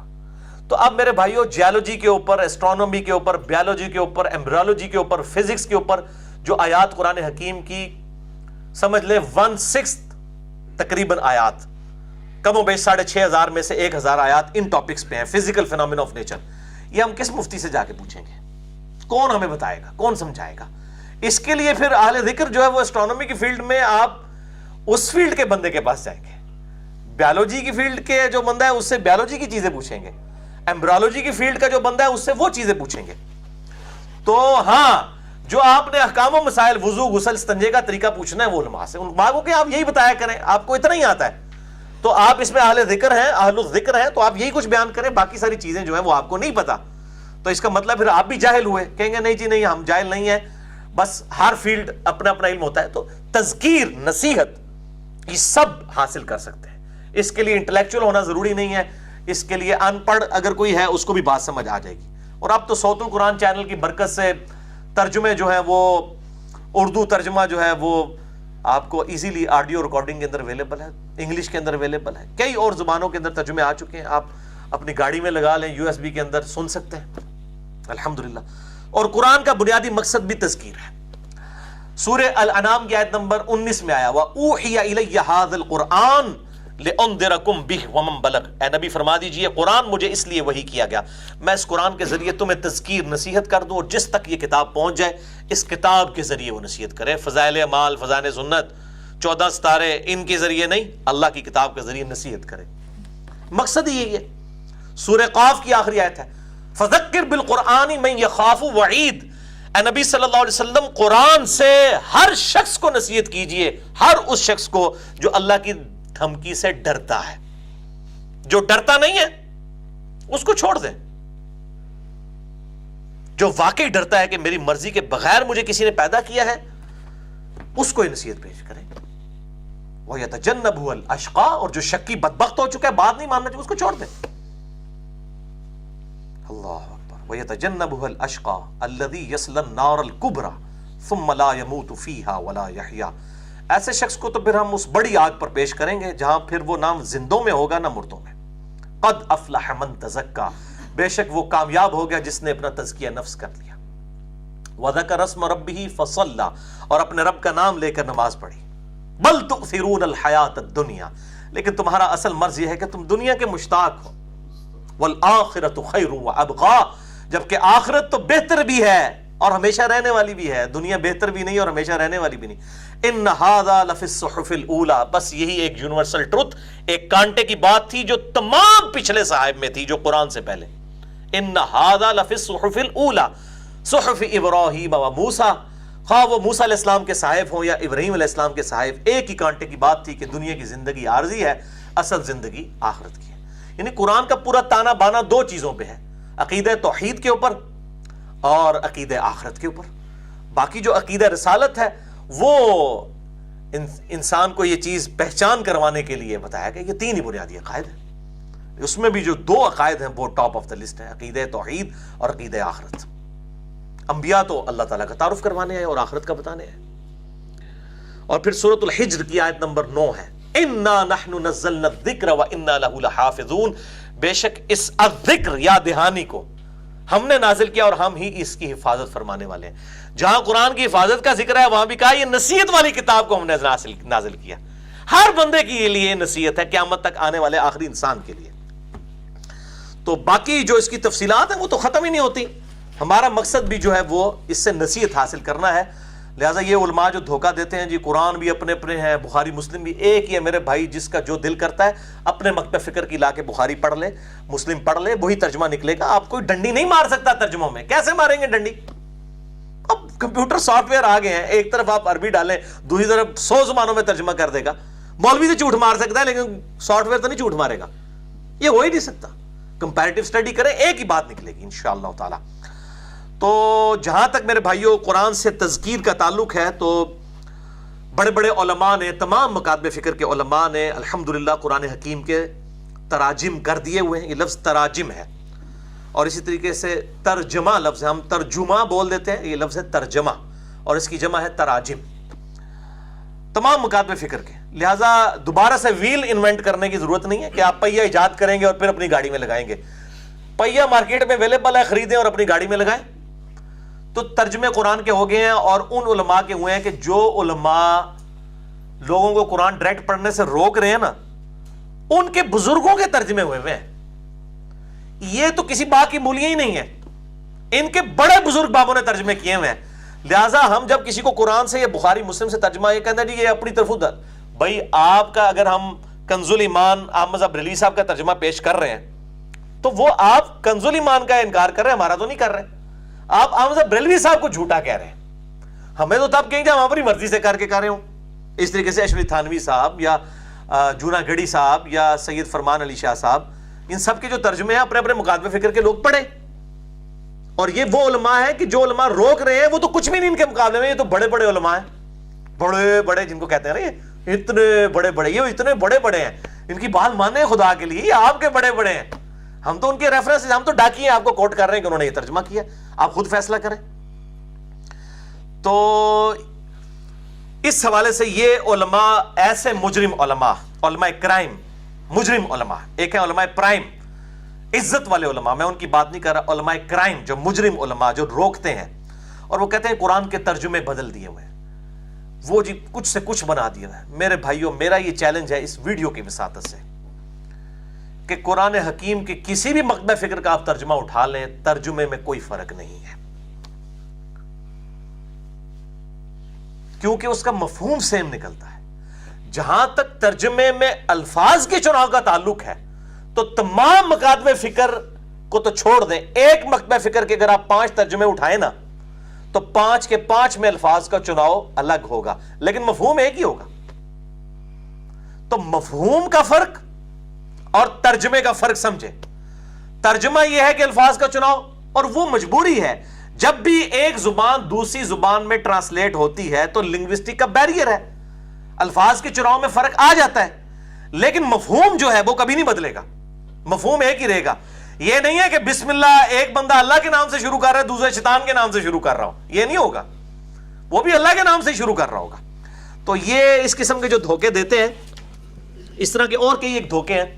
اب میں ان سارے دھوکوں کو ایڈریس اگر کروں تو کافی ٹائم چاہیے. بہرحال میں یہاں پہ 5 لیکچرز اپنے بتا دیتا ہوں اسی کانٹیکسٹ میں، جو اس سے کمپلیمنٹری جڑے ہوئے ٹاپکس ہیں، تاکہ اگر کسی کی تشنگی رہ جائے تو وہ اس کو پتا ہو کہ یہ لیکچرز ہماری ویب سائٹ ahlsunnatpak.com پہ اور یوٹیوب کے اوپر آپ صحیح سپیلنگ لکھ دیں. مثلا یہ آج کا لیکچر مسئلہ نمبر 170 ہوگا تو آپ یوٹیوب پہ لکھیں 170 مسئلہ MAS والا کاما ALAH مسئلہ. مسئلہ عربی میں کہتے ہیں سوال کو. تو 170 مسئلہ آپ لکھ دیں تو یہ آج کا لیکچر بھی کھل جائے گا. اسی طریقے سے یہ 5 امپورٹنٹ کمپلیمنٹری جو جڑے ہوئے ٹاپکس ہیں. پہلا لیکچر ہے مسئلہ نمبر 1، اس کو میں نے نام ہی 1 دیا ہے، امام الانبیاء کی دعوت قرآن صلی اللہ علیہ وآلہ وسلم، جس میں میں نے اپنا ریسرچ پیپر نمبر 4 امام الانبیاء کی دعوت قرآن پڑھایا ہے. دوسرا لیکچر ہے مسئلہ نمبر 85، قرآن اور قتال، ہمارے محبوب صلی اللہ علیہ وآلہ وسلم کی 2 خصوصیات. تیسرا لیکچر ہے مسئلہ نمبر 115، قرآن کی حفاظت کا معجزہ اور سنی شیعہ اختلاف کی حقیقت. جو یہ جھوٹ بولا گیا جی کوئی شیعہ کا الگ ہے قرآن، سنیوں کا الگ ہے، ایک ہی قرآن ہے سب کا، اس حوالے سے ڈسکشن کی. چوتھا لیکچر مسئلہ نمبر 154، یہ بہت کریٹیکل ہے کہ کفار سے متعلق جو قرآن کی آیات نازل ہوئی ہیں ان کو مسلمانوں پر چسپاں کرنا، اس حوالے سے خوارج کا ایٹیچیوڈ، اس حوالے سے، اور جو کہتے ہیں جی شان نزول دیکھنا چاہیے. جی شان نزول جتنا مرضی دیکھ لیں اینڈ رزلٹ وہی رہے گا. تیمم کی آیات کا شان نزول ایک سفر میں پانی نہیں تھا تو وہاں پہ پھر آیات نازل ہوئی. اس شان نزول سے آپ کے انٹرسٹ میں ضرور اضافہ ہوا، لیکن اینڈ رزلٹ یہ ہے کہ تیمم کا طریقہ وہی رہنا ہے. تو ایاک نعبد و ایاک نستعین کا شان نزول کچھ بھی ہو، اینڈ رزلٹ یہی رہنا ہے. یہ بڑے خوش ہوتے ہیں کہ شان نزول کوئی اور شاید نکل آئے گی. میں پھر صحیح طریقے سے دماغ کھولے.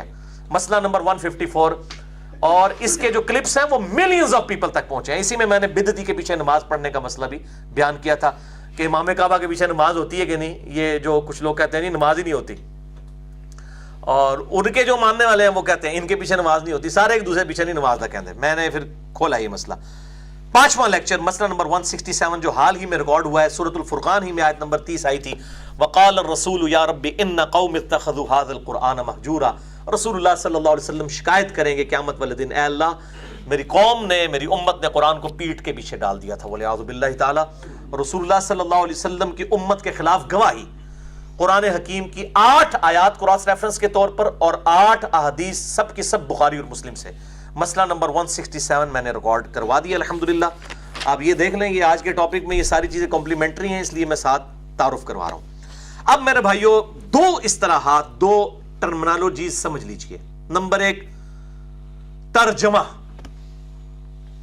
جس کو ہم انگلش میں کہتے ہیں ٹرانسلیشن، اور دوسری ٹرم ہے مفہوم، جسے ہم انگلش میں کہتے ہیں انڈرسٹینڈنگ، سمجھنا۔ یہ دو الگ چیزیں ہیں۔ قرآن حکیم میں ترجمہ کرتے وقت ترجمے میں الفاظ کے چناؤ میں فرق آ سکتا ہے، پاسبل ہے، کیونکہ جب ایک زبان دوسری میں ٹرانسلیٹ ہوگی تو الفاظ کے چناؤ ہر بندے کا ڈیفرنٹ ہوگا، کیونکہ ایک ہی چیز کے لیے ایک زبان میں کئی الفاظ استعمال ہوتے ہیں، لیکن مفہوم وہ سیم ہوگا۔ اس ویڈیو کی وساطت سے میرا یہ چیلنج ہے کہ قرآن حکیم کے جتنے ترجمے ہیں، سب کے سب ترجمے اپنے مفہوم کے اعتبار سے 100% سیم ہے۔ الفاظ کے چناؤ میں فرق ہو سکتا ہے، اور یہ لنگوسٹک کا دوسرے میں جانے کے ساتھ یہ ایک چیز جڑی ہوئی ہے، یہ ٹیکنیکل چیز ہے۔ لہٰذا اس حوالے سے جو یہ کہتے ہیں قرآن میں بڑا اختلاف ہے جی، بریلویوں کا اپنا ہے، دیوبندیوں کا اپنا ہے، شیعہ کا اپنا ہے، اہل حدیث کا اپنا ہے، بالکل جھوٹ ہے۔ قرآن سے دور کرنے کے لیے یہ سازش کرتے ہیں، دشمن ہے یہ اسلام کے، بالکل ایسی کوئی بات نہیں ہے۔ مفہوم 100% سیم ہے، الفاظ کے چناؤ میں ترجمے میں فرق آ سکتا ہے۔ اور اس کو میں آپ مثال دیتا ہوں، میں انگلش میں ایک مضمون لکھوں، 10 MA انگلش میں بٹھا لوں جو اردو بھی جانتے ہوں، اور میں 10 کے 10 کو ایک ہی پیج کی 10 فوٹو کاپیاں کروا کے دوں، اور میں ان سے کہوں کہ آپ ذرا اردو میں سے ٹرانسلیٹ کریں، کیا آپ یہ دعویٰ کر سکتے ہیں کہ سب کے الفاظ سیم ہوں گے؟ تو یہ جھگڑا کیوں مولویوں نے ڈالا ہوا ہے، علماء کرائم نے، مجرم علماء نے؟ علماء پرائم بڑھو، عزت والے علماء، اپنی عزت کراؤ۔ یہ مجھے کہتے ہیں علی علماء کی عزت نہیں کرتا، اپنی عزت کراؤ نا، علماء پرائم بنے نا، علماء کرائم نہ بنے، مجرم علماء نہ بنے، عزت والے علماء بنے نا۔ مسئلہ نمبر 141 آپ دیکھ لیں میرا، علماء پرائم ورسز علماء کرائم۔ میں نے بتایا کہ کون علماء پرائم ہے اور کون علماء کرائم ہے۔ تو یہ دشمنی کرتے ہیں۔ انگلش میں آپ کسی کو یہ 10 لوگوں کو ایسے لکھ کے دیں ایم اے انگلش کو، ان کو کہ ترجمہ کریں، ترجمہ کریں گے، آپ سب کو پتا ہے کہ الفاظ کا چناؤ مختلف ہوگا، لیکن مفہوم ایک ہی ہوگا۔ مفہوم الگ چیز ہے، الفاظ کا چناؤ ترجمہ الگ چیز ہے۔ مضمون تو بڑی دور کی بات ہے، میں ایک انگلش میں جملہ بول دوں، ایک سینٹینس، مثال کے طور پر He wants to go to medical college، یہ ایک میں نے جملہ بولا ہے، He wants to go to medical college۔ اس کا اب ترجمہ کیسے ہو سکتا ہے؟ 4 پاسبل ترجمے میں آپ کو بتا دوں، 4 سے بھی زیادہ ہو سکتے ہیں الفاظ کے چناؤ کے اعتبار سے۔ نمبر 1، وہ میڈیکل کالج میں جانا چاہتا ہے، یہ ترجمہ ٹھیک ہے؟ اچھا۔ دوسرا، وہ چاہتا ہے کہ میڈیکل کالج جائے، میڈیکل کالج جانے نہیں کہہ رہا، مندر جانے کا نہیں کہہ رہا، وہ چاہتا ہے کہ میڈیکل کالج جائے۔ انگلش تو وہی ہے، he wants to go to medical college۔ یہ تو تھا اس کا سمپل ترجمہ۔ اب با محاورہ بھی کیا جا سکتا ہے، بالمفہوم بھی۔ وہ میڈیکل کالج میں داخلہ لینا چاہتا ہے، مطلب تو یہی ہے نا کہ وہ ایف ایس سی میں محنت کر رہا ہے تو وہ کہہ رہا ہے میں میڈیکل کالج جانا چاہتا ہوں، یعنی میں اتنے نمبر حاصل کر لوں کہ میرا داخلہ ہو جائے، تو آپ کو کہے گا نہیں، یہ ترجمہ ہی بدل دیتا ہے، وہ مفہوم تو وہی ہے۔ اسی طریقے سے چوتھا ترجمہ، وہ میڈیکل کالج میں داخلے کا خواہش مند ہے، یہ بھی ترجمہ بالکل ٹھیک ہوگا، he wants to go to medical college۔ تو یہ مولویوں نے اتنا روند مارا ہوا ہے، میں اس لیے ان کو کہتا ہوں کہ اللہ دے بندے ہو، تہاڈی ٹکر پہلی بار کسی پڑھے لکھے بندے نال پئی جائے۔ ان لوگوں نے گھاس کھانی چھڑ دیتی ہے، لوگوں نے گھاس کھانی چھوڑ دی ہے، لوگوں کو پتا ہے کون دھوکہ دے رہا ہے اور کون سونے کی مہر 24 کیرٹ سونا صحیح بات کر رہا ہے ڈنکے کی چوٹ پہ۔ یہ اب آپ کے دھوکے نہیں چلیں گے، اب دین آ گیا پڑھے لکھے لوگوں کے ہاتھ میں، اب ڈرائیونگ سیٹ کے اوپر وہ لوگ بیٹھے ہوئے ہیں، اب آپ کے دھوکے نہیں چلیں گے، جو ترجمے مختلف ہوندے نہیں، فرق پہ جاندہ ہے جی، ٹھیک ہے۔ انہوں کو تسی اللہ دے بندے ہو، ایک مکتبہ فکر کے 10 جید علماء یہ چن لینا، ہم ان کو قرآن پاک کا ایک صفحہ دیتے ہیں، 10 کے 10 ایک الفاظ کا ترجمہ کر کے بتائیں، تو ہم پھر کہیں گے 10 کے 10 ہی گمراہ کو ترجمہ بدل دیا انہوں نے، ٹھیک ہے، سارا ٹنگی ہے پھر۔ لیکن کہیں گے نہیں الفاظ کا چناؤ کا فرق تو آ جاتا ہے، مفہوم تو ایک ہے نا۔ بھائی باہر نکلو، اس کنویں تو باہر نکلو، کنویں کے مینڈک نہ بنے، باہر نکلے، بریلوی، دیوبندی، اہل حدیث، شیعہ، سب کے ترجمے ایک جیسے ہیں، مفہوم کے اعتبار سے کوئی فرق نہیں ہے، الحمدللہ۔ اب رہی تفسیر، تو تفسیر ہی چونکہ مولوی بڑھ گیا، ٹھیک ہے نا جی، ادھر کوئی علاج نہیں ہے، تفسیر کی کوئی گارنٹی نہیں ہے۔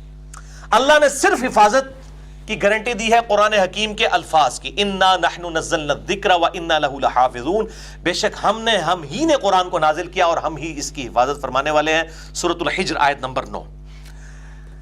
جہاں تک اس کی تفسیر کا تعلق ہے، قرآن میں تحریف کر دی ہے، بالکل کر دی انہوں نے، ترجمے میں نہیں کر سکے لیکن قرآن کی تفسیر میں انہوں نے کر دی ہے۔ اور اس میں ایک بڑا کڑوا جملہ بولتا ہوں، بڑا بھاری جملہ ہے میرا، کہ قرآن حکیم کا صرف وہی ترجمہ معتبر ہے جو ایک غیر مسلم سمجھے گا قرآن کو پہلی بار پڑھ کے، وہی ترجمہ اور تفسیر معتبر ہے، مسلمان کی نہیں جو کسی فرقے کے ساتھ لگا ہے وہ اسی ذہن سے پڑھے گا۔ اب مجھے بتائیں، اگر کوئی گورا پڑھے گا ایاک نعبد و ایاک نستعین، آپ الٹے بھی لٹک جائیں نا، وہ اس سے یا علی مدد نہیں ثابت کرنے کے لیے تیار ہوگا۔ اے تو اوقات ہے نا لوگوں دی، میں کہہ رہا ہوں کہ ایک گورا جو مطلب لے گا، عام بندہ، وہ معتبر ہوگا۔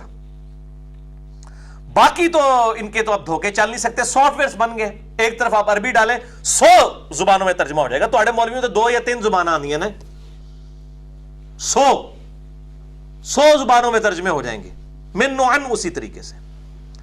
تو علماء کو ہم اس لیے ٹارگٹ کرتے ہیں کہ اسلام کے ساتھ انہوں نے دشمنی کی ہے، میری ماج نہیں کھولی انہوں نے کوئی، لیکن اس امت کو جس طریقے سے انہوں نے جھونک در جھونک دوزخ میں داخل کروانے کے لیے بالکل سر توڑ کوشش کی ہے۔ میں کہتا ہوں کہ یہودی ہمیں آ کے کہے نا قرآن حدیث ڈائریکٹ نہ پڑھنا گمراہ ہو جاؤ گے، ہم کہیں گے تیری زبان کھینچ لوں۔ اور یہ علماء داڑیاں اور پگڑیاں رکھ کے ممبروں میں بیٹھ کے اپنی قوم کو، انڈیا، پاکستان اور بنگلہ دیش کے گمراہ علماء کہتے ہیں قرآن حدیث ڈائریکٹ نہ پڑھنا گمراہ ہو جاؤ گے، کدھر رفع اليدین نہ شروع کر دیں، یہ فکر لگ جائے گی۔ میں پھر صحیح کہتا ہوں نا، کتی چورن نہ رلی ہے۔ سورۃ الاعراف کی آیت نمبر 175 اور 176 میں اللہ تعالیٰ نے فرمایا علماء سو کی مثال کتے سے دی ہے کہ یہ دنیا کا کتا ہے۔ بلعام بن باورا کے بارے میں المستدرک للحاکم میں صحیح سند کے ساتھ موجود ہے، یہ آیت اس کے بارے میں نازل ہوئی، یہودی عالم تھا لیکن دنیا کا کتا بن گیا۔ اللہ تعالیٰ فرماتا ہے اس کی مثال کتے کی سی ہے، جیسے زبان ہانپ رہا ہے، کوئی چیز ملے تب بھی زبان ہانپے، نہ ملے تب بھی ہانپے، یہی علماء کا حال ہے۔ تو میں اس لیے کہتا ہوں علماء کرائم جو ہے نا، مجرم علماء، ان کے بہت فضائل آئے ہیں کتاب و سنت کے اندر ماشاءاللہ۔ یہ سورۃ الاعراف کی آیت نمبر 175 اور 76 میں انہی کے آئے ہیں۔ یعنی کتا جو ہے وہ گھر کی حفاظت کے لیے ہوتا ہے، اسلام کی حفاظت ان لوگوں کے ذمہ تھی، ویسے کہتے ہیں ہم انبیاء کے وارث ہیں اور پتہ نہیں کیا کیا کچھ، اور یہ سب سے بڑی دشمنی اسلام کے ساتھ کر رہے ہیں، اور لوگ کہہ رہے ہیں قرآن و حدیث ڈائریکٹ نہ پڑھنا گمراہ ہو جاؤ گے، نہ خود پڑھتے ہیں نہ کسی کو پڑھنے دیتے ہیں، اور ان کو چلو تسی پڑھا دو یار سانو، ان کو پتہ ہے کہ نہیں پڑھائیں گے نہیں۔ اس لیے آپ دیکھیں سارے اپنے اپنے مولویوں کی کتابیں لے کے بیٹھے ہیں، کوئی فضائل مال لے کے بیٹھا ہوا ہے، کوئی فضائل سنن لے کے بیٹھا ہوا ہے، قرآن اور حدیث سے ڈائریکٹ درس دینے کے لیے کوئی تیار نہیں ہے، ان کو پتہ ہے گاٹے فٹ ہو جائے گا ساڑھے۔ لوگ پوچھ لیں گے جناب قرآن میں تو یہ لکھا ہوا ہے، آپ لوگ کون سا عقیدہ بیان کر رہے ہیں؟ تو یہ سب سے بڑی دشمنی یہ علماء کر رہے ہیں۔ تو میں بار بار کہہ رہا ہوں، میرا جو ان کے اوپر غصہ ہوتا ہے وہ کوئی ذاتی نہیں ہے، بلکہ اسلام اور میرے ایمان کا تقاضا ہے۔ بخاری اور مسلم کی متفق علیہ حدیث ہے، ایمان کی حلاوت اس نے چکھ لی جس میں 3 نشانیاں ہوں گی۔ نمبر 1 اللہ اور اس کا رسول عز و جل و صلی اللہ علیہ وآلہ وسلم اسے پوری دنیا میں سب سے بڑھ کر محبوب ہوں۔ نمبر 2 دوستی اور دشمنی اللہ کے لیے، یہی ہماری دشمنی علماء کرائم کے ساتھ ہے، علماء پرائم کے ساتھ نہیں ہے۔ جو صحیح اہل علم ہے، امام بخاری، امام مسلم، امام داؤد، امام ترمذی، امام حنیفہ، امام شافعی، احمد بن حنبل، امام مالک رحمہم اللہ اجمعین، رضی اللہ عنہم اجمعین وعلیہم السلام اجمعین، ان کے ساتھ نہیں ہے دشمنی، ان کے ساتھ ہے۔ اب بھائیو آخر میں جنت کے 8 دروازوں کی نسبت سے میں آپ کو 8 تراجم کا تعارف کروا دیتا ہوں جو اردو زبان میں چل رہے ہیں، اکثر لوگ پوچھتے ہیں، اور پھر میں آخر میں 3 مثالیں دوں گا اور میں یہ ثابت کروں گا کہ میں اپنے چیلنج میں الحمدللہ حق پر ہوں کہ قرآن کے ترجموں میں الفاظ کے چناؤ میں تو فرق ہو سکتا ہے لیکن مفہوم میں فرق نہیں ہو سکتا، نیور، کبھی نہیں ہو سکتا، مفہوم ایک ہی ہے۔ اور یہ 8 کا عدد میں نے لیا ہے صحیح مسلم کی حدیث ہے 553 کہ جو وضو کرنے کے بعد ایک دفعہ پڑھ لے اشہد ان لا الہ الا اللہ وحدہ لا شریک لہ واشہد ان محمدا عبدہ ورسولہ، تو جنت کے 8 دروازے اس کے لیے کھول دیے جاتے ہیں۔ جنت کے 8 دروازوں کی نسبت سے میں 8 تراجم کا تعارف کرواؤں گا، اس کے بعد 3 مثالوں کے ساتھ ہمارا لیکچر کنکلوڈ ہو جائے گا انشاءاللہ۔ مثالیں تو درجنوں دی جا سکتی تھیں لیکن ٹائم نہیں ہے۔ یہ 8 ترجمے جو ہیں اس میں سے 2 جو ہیں میں نے بریلوی مکتبہ فکر کے لیے ہیں، اور میں بتاؤں گا کہ بریلویوں کے آپس کے بھی دونوں بڑے بزرگوں کے ترجمے ایک جیسے نہیں ہیں لیکن مفہوم ایک ہے۔ زیادہ دھوکہ بریلوی علماء کی طرف سے دیا جاتا ہے، ترجمے بدل دیتے ہیں، تو اڑے اپنے ایک جے نہیں نے مفہوم ایک ہی ہے، سب نے ایک جیسا ہی ترجمہ کیا ہے۔ کہیں اگر کسی نے ڈنڈی ماری ہے نا تو وہ خود بخود اس کی ڈنڈی پکڑی جاتی ہے۔ میرا مسئلہ نمبر 7 دیکھ لیں حاضر و ناظر کے حوالے سے، جو احمد بریلوی صاحب نے انا ارسلناک شاہدا ومبشرا ونذیرا میں حاضر و ناظر ترجمہ کیا، تو دوسری جگہ ان سے ترجمہ صحیح ہو گیا سورۃ الحج کی آخری آیت کے اندر۔ مسئلہ نمبر 7 میرا ریکارڈڈ موجود ہے، کہیں کسی نے ڈنڈی ماری ترجمے میں تو پکڑا گیا، خود ہی اس نے اپنا ترجمہ دوسری جگہ پہ ٹھیک کر دیا۔ قرآن اپنی حفاظت کرنے والا ہے، اللہ تعالیٰ نے جو اس کی حفاظت کی ہوئی ہے الحمدللہ۔ اور سورہ حامیم سجدہ میں آیا قرآن میں نہ باطل آگے سے داخل ہو سکتا ہے، نہ پیچھے سے، نہ دائیں سے، نہ بائیں سے۔ یہ اللہ کی طرف سے نازل ہوئی کتاب ہے، اس میں باطل کیسے داخل ہو سکتا ہے؟ یہ اللہ نے حفاظت کا ذمہ لیا ہے۔ انا نحن نزلنا الذکر وانا لہ لحافظون، بے شک اس الذکر یا دہانی نصیحت والی کتاب کو ہم نے نازل کیا، ہم ہی اس کی حفاظت کرنے والے ہیں۔ تو یہ 8 ترجموں میں سے 2 بریلویوں کے، 2 دیوبند کے، 1 اہل حدیث کا اور 1 اہل تشیع کا، یہ ہو گئے 6۔ دیوبند بریلوی کے اس لیے کہ زیادہ پارن ہے، تعداد بھی ان کی زیادہ، اس لیے میں نے ان کے 2 لی ہیں، زیادہ مسئلہ بھی انہیں کو ہے ترجموں کے بدلنے کا۔ اور اہل حدیث کا، اہل تشیع چونکہ کمیونٹی میں ان کا 1 لیا ہے، اور 2 میں نے نیوٹرل ترجمے لیے ہیں۔ میں سب کا تعارف بھی کروا دیتا ہوں آپ کو۔ میرے نزدیک یہ 8 کے 8 ترجمے اس قابل ہیں کہ ان کو پڑھا جا سکتا ہے انشاءاللہ۔ سب میں عقائد صحیح لکھے ہوئے ہیں، باقی جو تفسیر میں مولوی گھس جائے تو وہ آپ چھوڑ دیں، اور صحیح بات جو ہے وہ میرے بھائی اگر کوئی شیطان بھی دیتا ہے اس سے لے لیں۔ صحیح مسلم، صحیح بخاری میں حدیث ہے 2311 کہ شیطان نے انسانی شکل میں آ کے حضرت ابو ہریرہ کو آیت الکرسی کا وظیفہ تعلیم فرمایا۔ آپ صلی اللہ علیہ وسلم نے فرمایا کہ وہ ہے تو جھوٹا تھا لیکن بات اس نے سچی کی، کہ جو رات کو سونے سے پہلے آیت الکرسی پڑھ لے تو ایک فرشتہ پوری رات اس کی حفاظت کرتا ہے۔ شیطان سے بھی بات لی جا سکتی ہے سچی، لہٰذا یہ سب کے ترجمے سب ایک دوسرے کو چونکہ شیطان سمجھتے ہیں نا، بریلوی دیوبندی بزرگوں کو، دیوبندی بریلویوں کے بزرگوں کو، اہل حدیث ان دونوں کو، یہ دونوں اہل حدیثوں کو، شیعہ ان کو، یہ سارے شیعہ کے بزرگوں کو شیطان کا ٹائٹل اس سے کم تو نہیں دیتے۔ تو اس لیے میں کہہ رہا ہوں کہ یہ سارے بھی شیطان ہوں بقول ان کے، میرے بقول نہیں، میں تو کہتا ہوں سب کے ترجمے پڑھیں، تب بھی ترجمے سیم ہیں مفہوم کے اعتبار سے۔ الفاظ کا چناؤ یہ الگ چیز ہے، اس سے کوئی فرق نہیں پڑتا۔ وہ تو انگلش کا ایک مضمون اگر آپ کو دیا جائے اس میں بھی کئی ایک الفاظ میں 10 بندے مختلف ترجمہ کر دیں گے۔ تو اس میں سب سے پہلے ترجمہ ہے امام احمد بریلوی صاحب المتوفا 1340 ہجری بمطابق 1921، یہ ہے ان کا ترجمہ کنز الایمان کے نام سے۔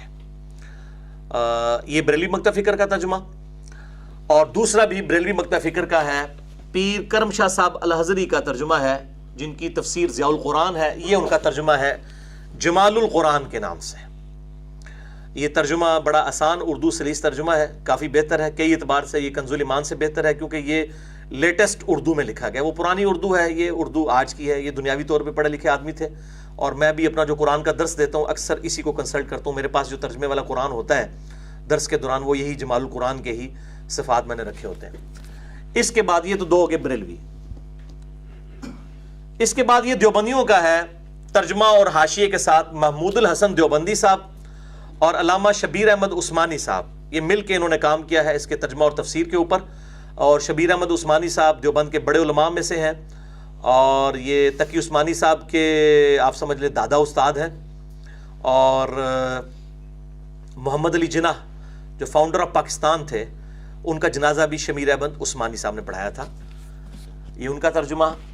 اور دیوبند کا دوسرا یہ مشہور زمانہ ترجمہ ہے اشرف علی تھانوی صاحب کا، یہ ساتھ حاشیہ بھی ہے بیان القرآن کے نام سے، اور یہ ان کا ترجمہ ہے۔ میں انشاءاللہ اس میں سے آپ کو مثالیں پیش کروں گا اور آپ دیکھیں گے کہ الحمدللہ مفہوم سب کا سیم ہے، ترجمے میں الفاظ کے چناؤ میں فرق ہو سکتا ہے۔ اس کے بعد یہ احسن البیان ہے جو سعودی عرب سے مفت بانٹا جاتا ہے۔ پہلے سعودی عرب سے تفسیر عثمانی بانٹی جاتی تھی، یہ محمود الحسن صاحب والا، بعد میں جب اہل حدیث کا زور ہوا تو انہوں نے یہ پھر احسن البیان جو ہے، یہ اٹلی کی پرنٹنگ ہے اس وقت میرے پاس کلرڈ، یہ سعودی عرب سے بھی چھاپا جاتا ہے، ان کی اپنی پرنٹنگ الگ سے ہوتی ہے۔ یہ جونا گڑی صاحب کا ترجمہ ہے، اور شیخ صلاح الدین یوسف صاحب کی اس میں جو ہے وہ تفسیر ہے، بڑی بہترین ہے۔ کئی ایک جگہ پہ اختلاف ہے لیکن اوورال ایک اچھی کوشش ہے الحمدللہ۔ اس کے بعد اہل تشیع، ان کا یہ حافظ سید فرمان علی شاہ صاحب کا، عمران کمپنی لاہور والوں نے یہ شائع کیا ہے، یہ اہل تشیع کا ترجمہ ہے۔ اور جن کو کوئی مسئلہ ہو وہ اپنے اپنے مکتب فکر کے ترجمے پڑھ سکتے ہیں۔ تو یہ ہو گئے 6 ترجمے جو ہیں مکاتب فکر جو مشہور مجھے کہتے ہیں نا جی مشہور کوئی مکتبہ فکر جو ہے انجینئر صاحب کو آن ہی نہیں کرتا. یہ مشہور سارے میں نے مکاتب فکر کا تعارف کروا دیا. اچھا, اس کے بعد جو نیوٹرل ہیں, جو کسی مکتبہ فکر کی پریزنٹیشن نہیں ہے, ان میں سے سب سے مشہور ترجمہ جسے میں سمجھتا ہوں اردو زبان کے اندر سب سے زیادہ جسے ترقی ملی اور پذیرائی حاصل ہوئی, قرآن کے جتنے بھی صوت القرآن چینل میں بھی جو امام کعبہ کے ساتھ اردو آواز میں مراج الدین خان صاحب کا یا شمشاد علی خان صاحب کا ترجمے جو آ رہے ہیں ان کی آواز کے اندر, وہ انہی کا ترجمہ ہے, وہ ہے مولانا فتح محمد جالندری صاحب. بہترین آسان ترجمہ ہے با محاورہ کے اعتبار سے بھی اور لفظی ترجمے کے اعتبار سے بھی فتح محمد جالندری صاحب کا. یہ نیوٹرل بھی میں نے رکھا ہے نا, صرف مکاتب فکر نہیں, نیوٹرل ترجمہ. تو یہ فتح محمد جالندری صاحب کا. اور 8واں ترجمہ جس کو میں سمجھتا ہوں, جتنا میں نے الحمدللہ عربی سیکھی ہے قرآن حکیم کے حوالے سے, میرے نزدیک قرآن حکیم کی جو عربی لنگوسٹک کا سوز و گداز ہے, جو اس میں رکت ہے, جو آپ کو عربی اگر سمجھ آتی ہو تو قرآن کا جو مزہ آپ نے فیل کرنا ہے نا, وہ اردو زبان میں صرف ایک بندے نے ٹرانسلیٹ کیا ہے, اور وہ ہے مولانا مودودی المتوفا 1979 عیسوی. یہ ان کی تفہیم القرآن تفسیر بھی ہے 6 جلدوں میں, لیکن یہ ترجمہ جو ہے ترجمان القرآن کے نام سے الگ سے بھی اویلیبل ہے مارکیٹ میں. ترجمان القرآن کے نام سے مولانا مودودی رحمہ اللہ تعالیٰ کا ترجمان القرآن. یہ نیوٹرل ترجمے ہیں, اور میں سب زیادہ اسی کو ریفر کرتا ہوں ترجمے کے اعتبار سے کہ یہ بہترین ترجمہ ہے. اور اس کی کئی پرنٹنگ اس حالت میں بھی ہوئی ہیں کہ دائیں صفحے پر عربی ہے اور بائیں کے اوپر اردو ہے, تاکہ اگر کوئی صرف اردو بھی پڑھنا چاہے تو اس کے لیے آسانی ہو. تو یہ 8 تراجم ہیں جن کا میں نے ایک اجمالی تعارف کروا دیا. اب میرے بھائیوں, میں آخر میں 3 مثالیں دوں گا اور ان میں سے دکھاؤں گا آپ کو کہ ترجمے کے الفاظ کے چناؤ میں فرق ہوگا لیکن مفہوم سب کا ایک ہی ہوگا, تاکہ یہ دھوکہ قیامت تک کے لیے کل ہو جائے جو علماء کرائم, مجرم علماء کی طرف سے دیا جاتا ہے. اور یہ علماء پرائم کی عزت افزائی کے لیے میں یہ ساری ایگزامپل انشاءاللہ پیش کروں گا. اور جہاں تک تعلق ہے سورہ الضحیٰ میں جو آیت مبارکہ ہے وَوَجَدَكَ ضَالًّا فَہَدَىٰ, اس کے حوالے سے جو بریلوی مکتبہ فکر نے ایک سٹانس لیا ہوا ہے, میں ان میں ان کے ساتھ ہوں, اور میرا ایک کلپ بھی حمزہ بریلوی صاحب کی سپورٹ میں اپلوڈڈ ہے یوٹیوب کے اوپر. ضالًا کا ترجمہ میں سمجھتا ہوں انہوں نے صحیح کیا, ان کے علاوہ بھی کافی لوگوں نے, مولانا مودودی نے بھی صحیح کیا, امین حسن اصلاحی صاحب نے بھی صحیح کیا, اور لوگوں نے بھی صحیح کیا. اور اسی طریقے سے جو سورہ الفتح ہے جس میں آیت آتی ہے وہ لِيَغْفِرَ لَكَ اللَّهُ مَا تَقَدَّمَ مِن ذَنبِكَ وَمَا تَأَخَّرَ, آیت نمبر 2. اس کے حوالے سے جو حمزہ بریلوی صاحب نے غلوف کیا ہے, میں نے اس پہ ان کی گرفت کی ہے, اور میرا یہ کلپ ہزاروں لوگ دیکھ چکے ہیں یوٹیوب کے اوپر, سورہ الفتح کی آیت نمبر 2 کے کانٹیکسٹ میں. جسے شوق ہو تو وہ دیکھ سکتا ہے. تو اس لیے میں آج ان چیزوں کو ڈسکس نہیں کروں گا. اس طریقے سے واللہ خیر الماکرین, ہم تو کہتے ہیں اس کا بہتر ترجمہ یہی ہے, اللہ تعالیٰ خفیہ تدبیر فرمانے والا ہے. اسی طریقے سے اور معاملات میں جو خصوصاً بریلوی مکتبہ فکر کے علماء کو اعتراض ہے, میجورٹی چیزوں میں ہم ان کے ساتھ ہیں, لیکن جہاں جہاں ان کے علماء نے ڈنڈی ماری ہے ہم بالکل ساتھ نہیں ہیں. وہ میں ثابت کر سکتا ہوں گھنٹوں نشست میں کہ پیر کرم شاہ صاحب نے کئی جگہ صحیح ترجمہ کیا ہے جو حمزہ بریلوی صاحب نے صحیح ترجمہ نہیں کیا. تو آپ پھر دونوں میں سے ایک کے اوپر فتویٰ لگائے, دونوں پڑھے لکھے علماء ہیں. تو بہرحال میں آخر میں وہ 3 مثالیں پیش کروں گا اپنی گفتگو کی سپورٹ میں, اور وہ میں 3 مثالیں ایسی بتانے لگا ہوں جو اجماعی عقیدہ ہے امت کا. کوئی میں ڈھونڈ کے کوئی مشکل چیزیں نہیں پیش کر رہا ہوں, جو اجماعی ایک عام لے مین کو بھی سمجھ آ جائے, اور ایک انٹلیکچوئل کو. یہ کہتے ہیں مشکل بات ہے, کوئی مشکل بات نہیں ہے, آسان بات. بسم اللہ الرحمن الرحیم, یہ تو ہر مسلمان کو آتی ہے نا, یعنی بچہ ابھی بولنا بھی تازہ سیکھتا ہے تو اس کو بسم اللہ سکھائی جاتی ہے. اس کا ترجمہ بھی سارے ترجموں میں الفاظ کے چناؤ میں فرق ہے, لیکن اللہ کے فضل سے چاہے بریلوی ہوں, دیوبندی ہوں, اہل حدیث ہوں, شیعہ ہوں, سب نے اللہ کے نام سے شروع کیا ہوا ہے, شیطان کے نام سے کسی نے شروع نہیں کیا. مفہوم بالکل سیم ہے. تو یہ 2 ٹرم سمجھیں, ترجمہ الگ ہو سکتا ہے الفاظ کے چناؤ کی وجہ سے. وہ انگلش کو اردو میں کریں تو فرق آ جائے گا, 10 آپ ایم اے انگلش بٹھا لیں وہ فرق ترجمہ کر دیں گے, لیکن جہاں تک تعلق ہے مفہوم وہ بالکل سیم ہے. اب میں آپ کو ایک ایک کر کے دکھاتا ہوں. بریلویوں کے آپس میں علماء میں اختلاف ہوگا ترجمے کا, تو پھر میں کہوں گا کہ ایک گمراہ ہے دوسرا ٹھیک ہے, نہیں. ان کا فارمولہ مان لیا جائے تو میرے کو گمراہی ماننا پڑے گا نا.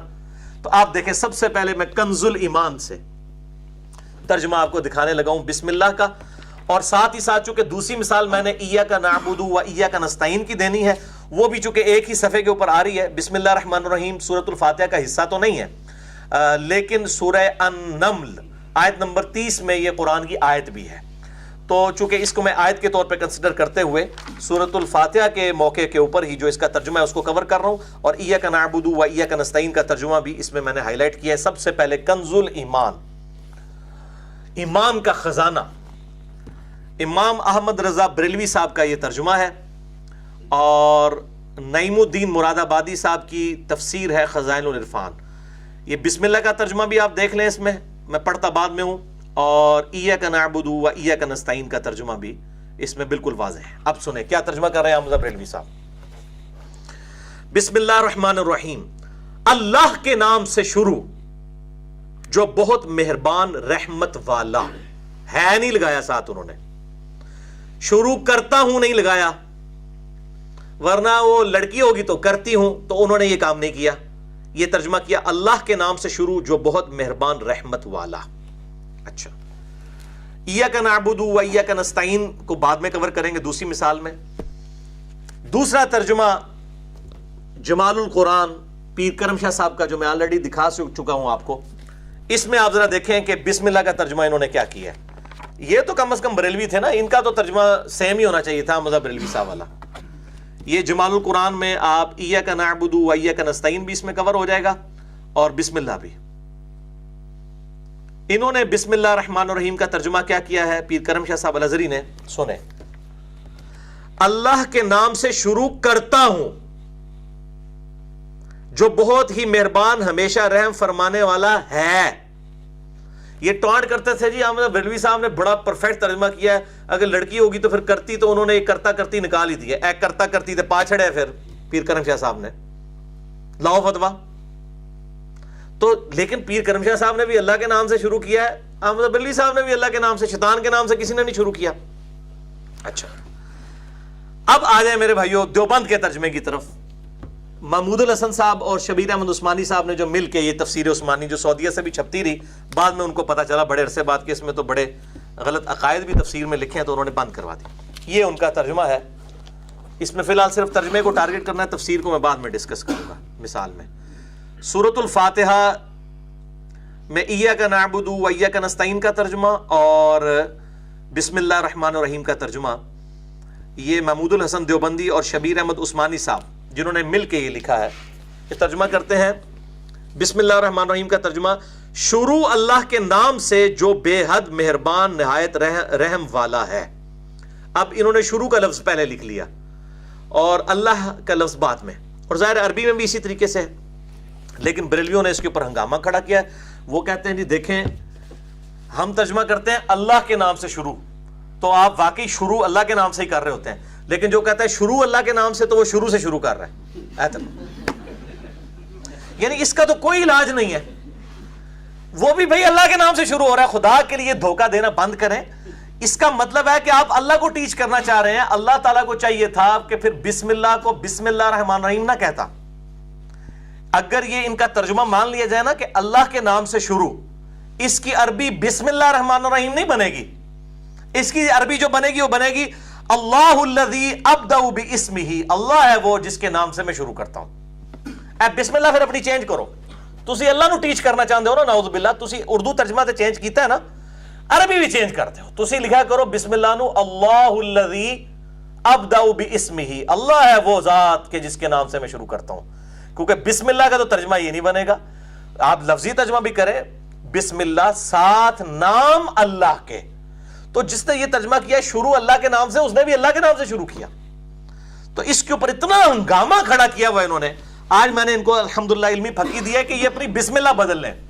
اگر ان کو پسند نہیں آئی نا اللہ کی, کیونکہ ان کو اردو میں کہتے ہیں اللہ کے نام سے, اللہ نے تو اللہ کے نام نہیں شروع کیتا, اور بسم اللہ ہی ہوا ہے, ٹھیک ہے, ورنہ ہوتا اللہ الذی ابدأ باسمہ, اللہ ہے وہ ہستی جس کے نام سے میں شروع کرتا ہوں.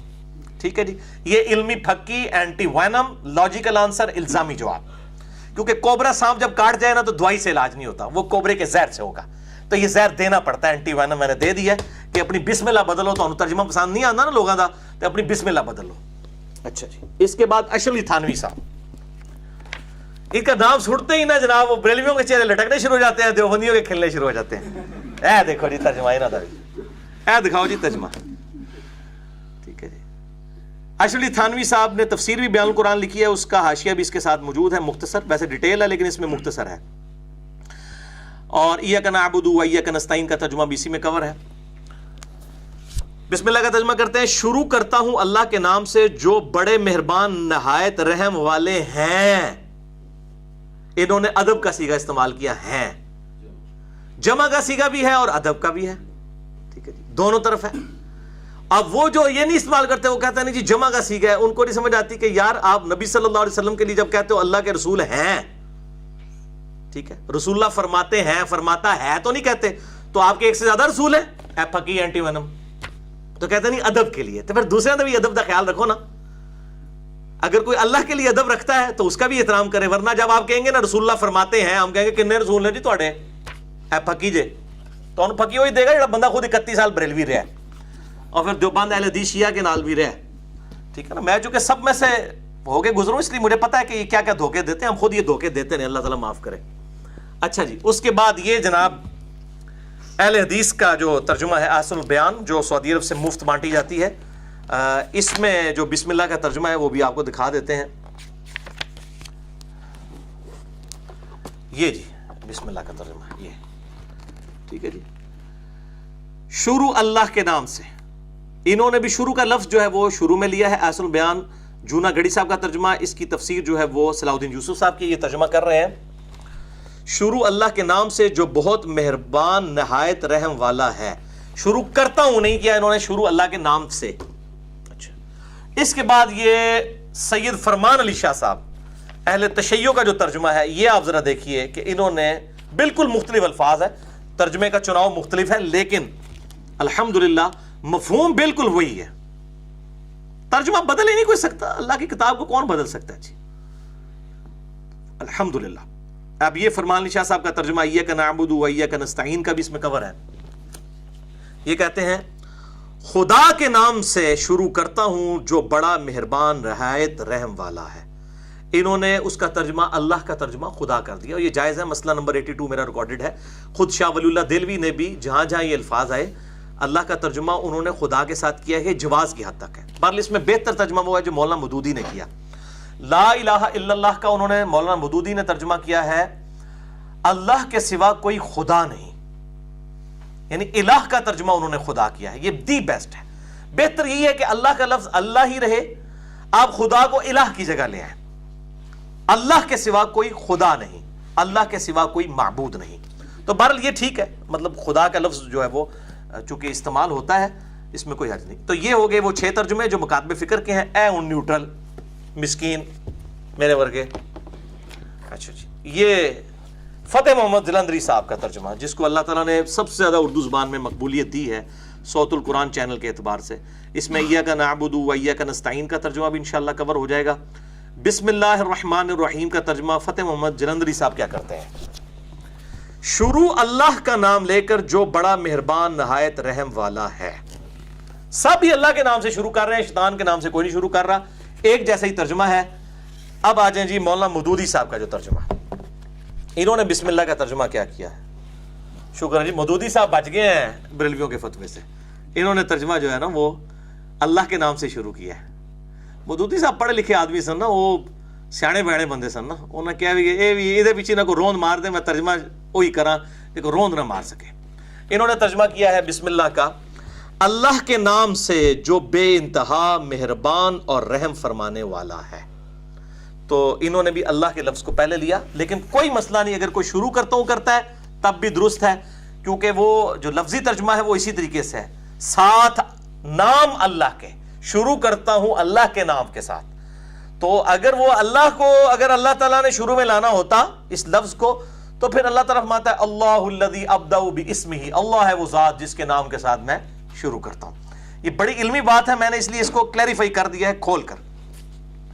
اچھا جی، دوسری مثال عقیدے کی، ایاک نعبد و ایاک نستعین۔ ادھر ترجمہ بھی سارے نے صحیح کیتا ہے، چاہے باہر نکل کے کوئی یا علی مدد کہے، مولا علی علیہ السلام کو پکارے، یا چاہے شیخ عبد القادر جیلانی کو، چاہے کسی بزرگ فرشتے کو پکارے، قرآن میں سب نے ترجمہ ایاک نعبد و ایاک نستعین کا بالکل ٹھیک کیا ہے۔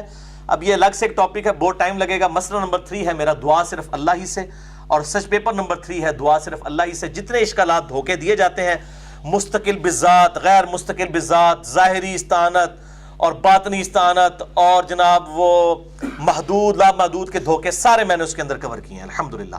بال یہ آپ ترجمہ سنیں، احمد بریلوی صاحب نے کیا کیا ہے، سب سے بہترین ترجمہ ان کا ہے، میں کہتا ہوں اس آیت کا سب سے بہترین ترجمہ اس آیت کا ایاک نعبد و ایاک نستعین کا احمد بریلوی صاحب نے کیا ہے، کیونکہ یہ مضارع کا صیغہ ہے۔ عربی زبان میں مضارع جو ہے وہ فعل حال یعنی پریزنٹ ٹینس اور فیوچر ٹینس دونوں کو کور کرتا ہے، پریزنٹ ٹینس کو اور فیوچر ٹینس کو مضارع کور کرتا ہے۔ اور عربی میں دو ہی ہوتے ہیں صیغے، ماضی کا صیغہ ہوتا ہے پاسٹ ٹینس کا، اور فیوچر اور پریزنٹ کے لیے ایک ہی صیغہ ہوتا ہے۔ تو چونکہ یہ اب مضارع کا صیغہ تھا، اس لیے اس کا بہترین ترجمہ کیا ہے احمد بریلوی صاحب نے، جو میں پہلے دکھا چکا ہوں، دوبارہ نہیں دکھانا، ٹائم زیادہ لگے گا، اس میں آپ دیکھ چکے ہیں۔ انہوں نے ترجمہ کیا ایاک نعبد و ایاک نستعین، ہم تجھی کو پوجیں اور تجھی سے مدد چاہیں۔ یہ دعائیہ کلمات بنا دی، اے اللہ ہم تیری ہی عبادت کریں، تجھی کو ہی پوجیں، تجھی سے مدد چاہیں، یعنی ہم یہ کر بھی رہے ہیں اور کرتے بھی رہیں، یہ ہماری دعا ہے۔ بہترین ترجمہ ہے، اللہ کرے باہر نکل کے بھی یہی ترجمہ پھر اس کو فالو کیا جائے۔ اس کے بعد جناب جمال القرآن جو پیر کرم شاہ صاحب کا تھا وہ آپ دیکھ چکے، انہوں نے ترجمہ کیا ہے تیری ہی ہم عبادت کرتے ہیں اور تجھی سے مدد چاہتے ہیں۔ دیکھ لیں احمد بریلوی صاحب سے بالکل مختلف ترجمہ ہے، لیکن شیطان سے مدد نہیں مانگی، اللہ ہی سے مانگی ہے انہوں نے، ایک ہی ترجمہ ہے مفہوم کے اعتبار سے۔ اس کے بعد محمود الحسن دیوبندی صاحب ترجمہ اس کا کرتے ہیں تیری ہی ہم بندگی کرتے ہیں اور تجھی سے مدد چاہتے ہیں۔ دیکھیں الفاظ کے چناؤ کا فرق ہے، ایک ہی بات ہے، کوئی فرق نہیں ہے۔ اس کے بعد آ جائے اشرف علی تھانوی صاحب، اشرف تھانوی صاحب ترجمہ کرتے ہیں ہم آپ ہی کی عبادت کرتے ہیں اور آپ ہی سے درخواست اعانت کرتے ہیں۔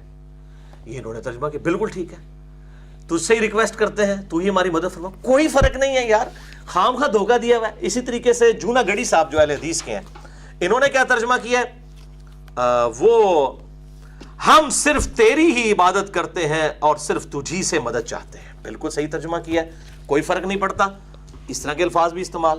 اب دیکھیں اہل تشیع کا کیا ترجمہ ہے، کوئی عالی مدد ترجمہ نہیں ہوا، ترجمہ بالکل صحیح ہوا ہے، خدایا ہم تیری ہی عبادت کرتے ہیں اور تجھی سے مدد چاہتے ہیں۔ دیکھ لیں نماز کے بعد کوئی نعرے مارتا رہے مولا علی کے نام کے، مولا علی کا دشمن ہے، وہ مولا علی کا شیعہ نہیں ہوگا۔ پھر مولا علی کا شیعہ وہ ہے جو نمازوں میں بھی مولا علی علیہ السلام چونکہ اللہ کو پکارتے تھے، نماز سے باہر بھی اللہ کو پکارتے تھے، مولا علی کا ماننے والا وہی ہوگا جو نماز میں بھی اللہ کو پکارے، نماز کے باہر بھی اللہ کو پکارے۔ باقی جو ظاہری اسباب ہیں وہ آپ اختیار کر سکتے ہیں، وہ تو آپ کافر سے بھی مدد مانگ سکتے ہیں۔ میرا اس پہ کلپ چڑھا ہوا ہے مفتی اکمل صاحب کے بارے میں، مفتی اکمل صاحب کے شیطانی دھوکے کا جواب کہ جی امی سے روٹی مانگیں گے تو شرک ہو جائے گا، اے میں جواب دیتا ہے الحمدللہ، ڈنکے کی چوٹ پہ دیا۔ اور مفتی اکمل صاحب کی میں عزت بھی کرتا ہوں، میرے استاد ہیں، یعنی میں جب یونیورسٹی میں سیکنڈ ایئر کا اسٹوڈنٹ تھا 1996 میں، تو یہ واقعات آ کے اعتکاف کروایا کرتے تھے، تو میں نے ان کے ساتھ ایک اعتکاف کیا ہوا ہے، میں نے ان سے بہت کچھ سیکھا ہے اپنی ینگ ایج کے اندر، تو میں ان کو اپنا مطلب استاد مانتا ہوں، لیکن جو غلط بات ہے وہ کسی کی بھی غلط ہے۔ فتح محمد جلندری صاحب کیا ترجمہ کر رہے ہیں ایاک نعبد و ایاک نستعین کا، اے پروردگار ہم تیری ہی عبادت کرتے ہیں اور تجھی سے مدد مانگتے ہیں۔ انہوں نے پروردگار کہہ دیا، تو کوئی فرق نہیں پڑتا الفاظ کے چناؤ میں، مفہوم سب کا ایک ہے۔ مولانا مودودی ترجمہ کرتے ہیں ہم تیری ہی عبادت کرتے ہیں اور تجھی سے مدد مانگتے ہیں۔ انہوں نے ترجمہ جو ہے وہ بالکل اس طرح کیا جس طرح جونا گڑی صاحب کا ترجمہ تھا۔ تو یہ میرے بھائیوں دو مثالیں میں نے آپ کو دے دیں۔ اب اسی کے ساتھ صرف میں آپ کو بتاؤں کہ مولوی کس طرح تفسیر کے اندر تعریف کر دیتا ہے، کتنا واضح ہے ایاک نعبد و ایاک نستعین، بالکل واضح ہے۔ اور یہ بات ہو رہی ہے دعا مانگنے کی، ظاہری اسباب کی بات نہیں ہو رہی، وہ آپ کسی کافر سے بھی ظاہری سبب۔ بخاری میں حدیث ہے آپ صلی اللہ علیہ وسلم کی زیرہ گروی رکھی ہوئی تھی ایک یہودی کے پاس اناج کے عوض۔ تو آج میں اس ڈیٹیل میں نہیں جانا چاہتا۔ مسئلہ نمبر 3 ہے میرا دعا صرف اللہ ہی سے، اور مسئلہ نمبر 43 وسیلہ اور توسل کے صحیح احکام و مسائل اہل سنت پاک.com ہماری ویب سائٹ پہ آپ دیکھ سکتے ہیں۔ بہرحال یہ میں آپ کو ڈنڈی دکھا دیتا ہوں کس طریقے سے ماری جاتی ہے۔ کنز الایمان میں اب انہوں نے ترجمہ تو ٹھیک کیا، لیکن جب ان کے جو خلیفہ ہیں نعیم الدین مراد آبادی صاحب، انہوں نے اس کی جب تفسیر کی تو اب یہ آیت ظاہر ہے اس کی تفسیر کرنے کے لیے وہ حاشیہ نہیں لگا سکتے تھے، انہوں نے پھر لکھا کہ اس کی تفسیر میں نے 1092 نمبر یعنی وہ 7 زمیمہ لگانا پڑا ہے ان کو اس کی تفسیر کرنے کے لیے۔ تو بالکل کنز الایمان کے اینڈ کے اوپر جا کے نا اس پرنٹنگ میں جو ضیاء القرآن پبلیکیشن کی ہے، انہوں نے حواشی لگائے ہیں 1092، نسبت تو بڑی پیاری آئی ہے 92 کی، لیکن تفسیر آپ ذرا دیکھیں، میں نے ہائی لائٹ کی ہے. ایاک نعبد و ایاک نستعین کی تفسیر ہو رہی ہے. میں اس لیے کہہ رہا ہوں کہ قرآن کی صرف ترجموں کی گارنٹی ہے، تفاسیر کی کوئی گارنٹی نہیں، بالکل الٹ بات کی ہوئی ہوگی. یہ تفسیر جو ہے میں دکھا رہا ہوں، کنز الایمان جو خزائن العرفان اس کے اوپر تفسیر لکھی گئی ہے مفتی نعیم الدین مراد آبادی صاحب کی، جو پیر کرم شاہ صاحب کے استاد ہیں. یہ بھی سن لو، پیر کرم شاہ صاحب الازہری نے 1947 میں دورہ حدیث ان کے پاس کیا ہوا ہے. یہ پیر کرم شاہ صاحب کے استاد ہیں اور حمزہ بریلوی صاحب کے خلیفہ ہیں، جنہوں نے اس حاشیہ اس کے اوپر لگایا کنز الایمان کے اوپر. لکھتے ہیں اس سے یہ سمجھنا کہ اولیاء اور انبیاء سے مدد چاہنا شرک ہے، عقیدہ باطلہ ہے. دیکھ لو، بالکل الٹ بات. کہتے ہیں فوراً فکر لگ گئی کہ یہ تو سمجھ لے گا کوئی، اس لیے میں کہہ رہا ہوں غیر مسلم اگر کوئی ترجمہ لے گا نا وہ پھر بھی معتبر ہوگا، اس کو آپ منوا ہی نہیں سکتے کہ اس میں سے کوئی اور مطلب نکلے گا. عقیدہ باطلہ ہے کیونکہ مقربان حق کی امداد الہی ہے، استعانت بالغیر نہیں ہے. اگر اس آیت کے وہ معنی ہوتے جو وہابیہ نے سمجھے، ایک گالی ہے، ایک ادبی گالی، وہابیہ یعنی یہ وہابیہ، اس کو بھی مزید تسخیر کر دی ہے، وہابیہ نے سمجھی. تو قرآن پاک میں تو آیا ہے اعینونی بقوہ. وہ کہتے ہیں کہ جو بادشاہ تھا ذوالقرنین، اس نے کہا تھا کہ اپنے ساتھیوں سے مدد مانگی تھی، اور بھائی اس نے المدد یا شیخ عبد القادر جیلانی کہا تھا، جو سامنے موجود تھے ان سے مدد مانگی. سامنے تو آپ کافر سے بھی مدد لے سکتے ہیں، دیکھ لیں ان کا علمی لیول. اور اس سے بڑی، اور استعینوا بالصبر والصلاۃ جو آیا ہے کہ نماز اور صبر کے ذریعے مدد چاہو، کیوں وارد ہوا؟ وہ کہتے ہیں یہ کیوں آیا پھر، یہ بھی تو غیر اللہ ہے.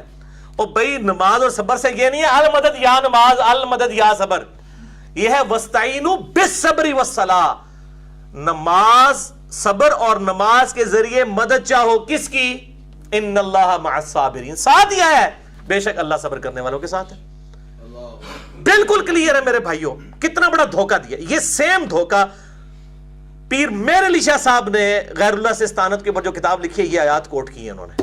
اور مجھے یار اتنا بڑا ایک عالم دین ہے اور وہ اس قسم کی، جس کو کہہ رہے ہیں، یہ میں پھر وہ لفظ نہیں سخت بولتا، میں عربی چی بول دینا تو انہوں سمجھ آ جائے گا، شطحیات، ٹھیک ہے، یہ مطلب تو انہوں پتہ کی ہے، شطحیات.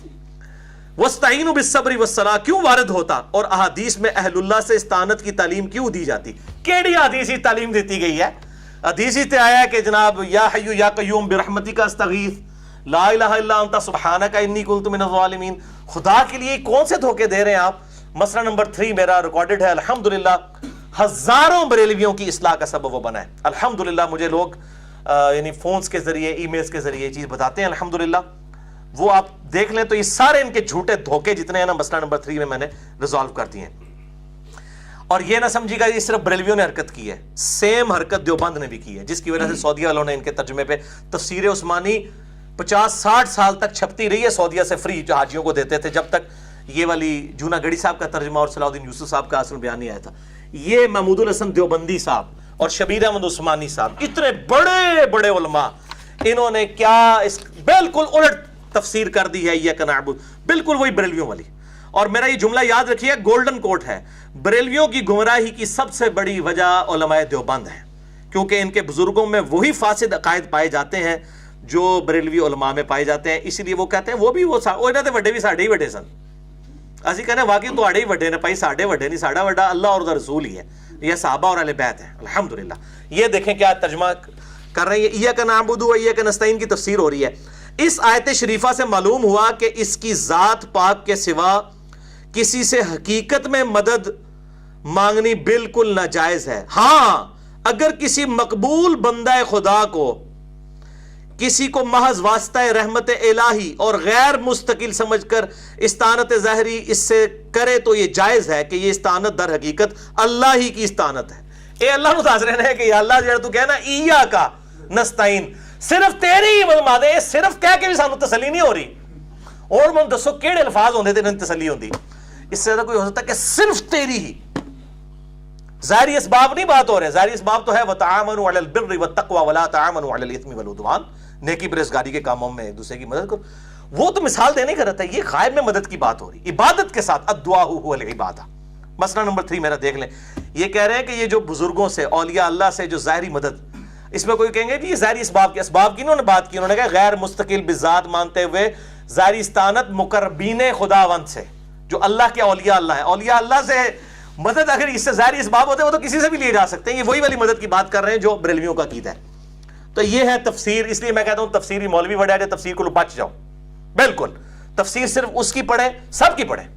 اب آپ یہ پڑھیں گے تو آپ مذاق خود ہی اڑائیں گے نا، کوئی آیت اور حدیث تو اس نے پیش نہیں کی ہے تو آپ کو پتہ چل جائے گا ڈنڈی ماری ہے۔ آپ سب کی پڑھیں، جو آیت اور حدیث پیش کرے اس کی مانیں، پڑھے سب کی، جو بھی بندہ پیش کرتا ہے حق بات وہ قبول کریں۔ الحمدللہ ہم حق پرست لوگ ہیں۔ اب آخر میں وہ جو مثال ہے، تیسری مثال، اس کے بعد یہ کنکلوڈ ہوا ہے، وہ ہے ختم نبوت کا بنیادی ہمارا عقیدہ۔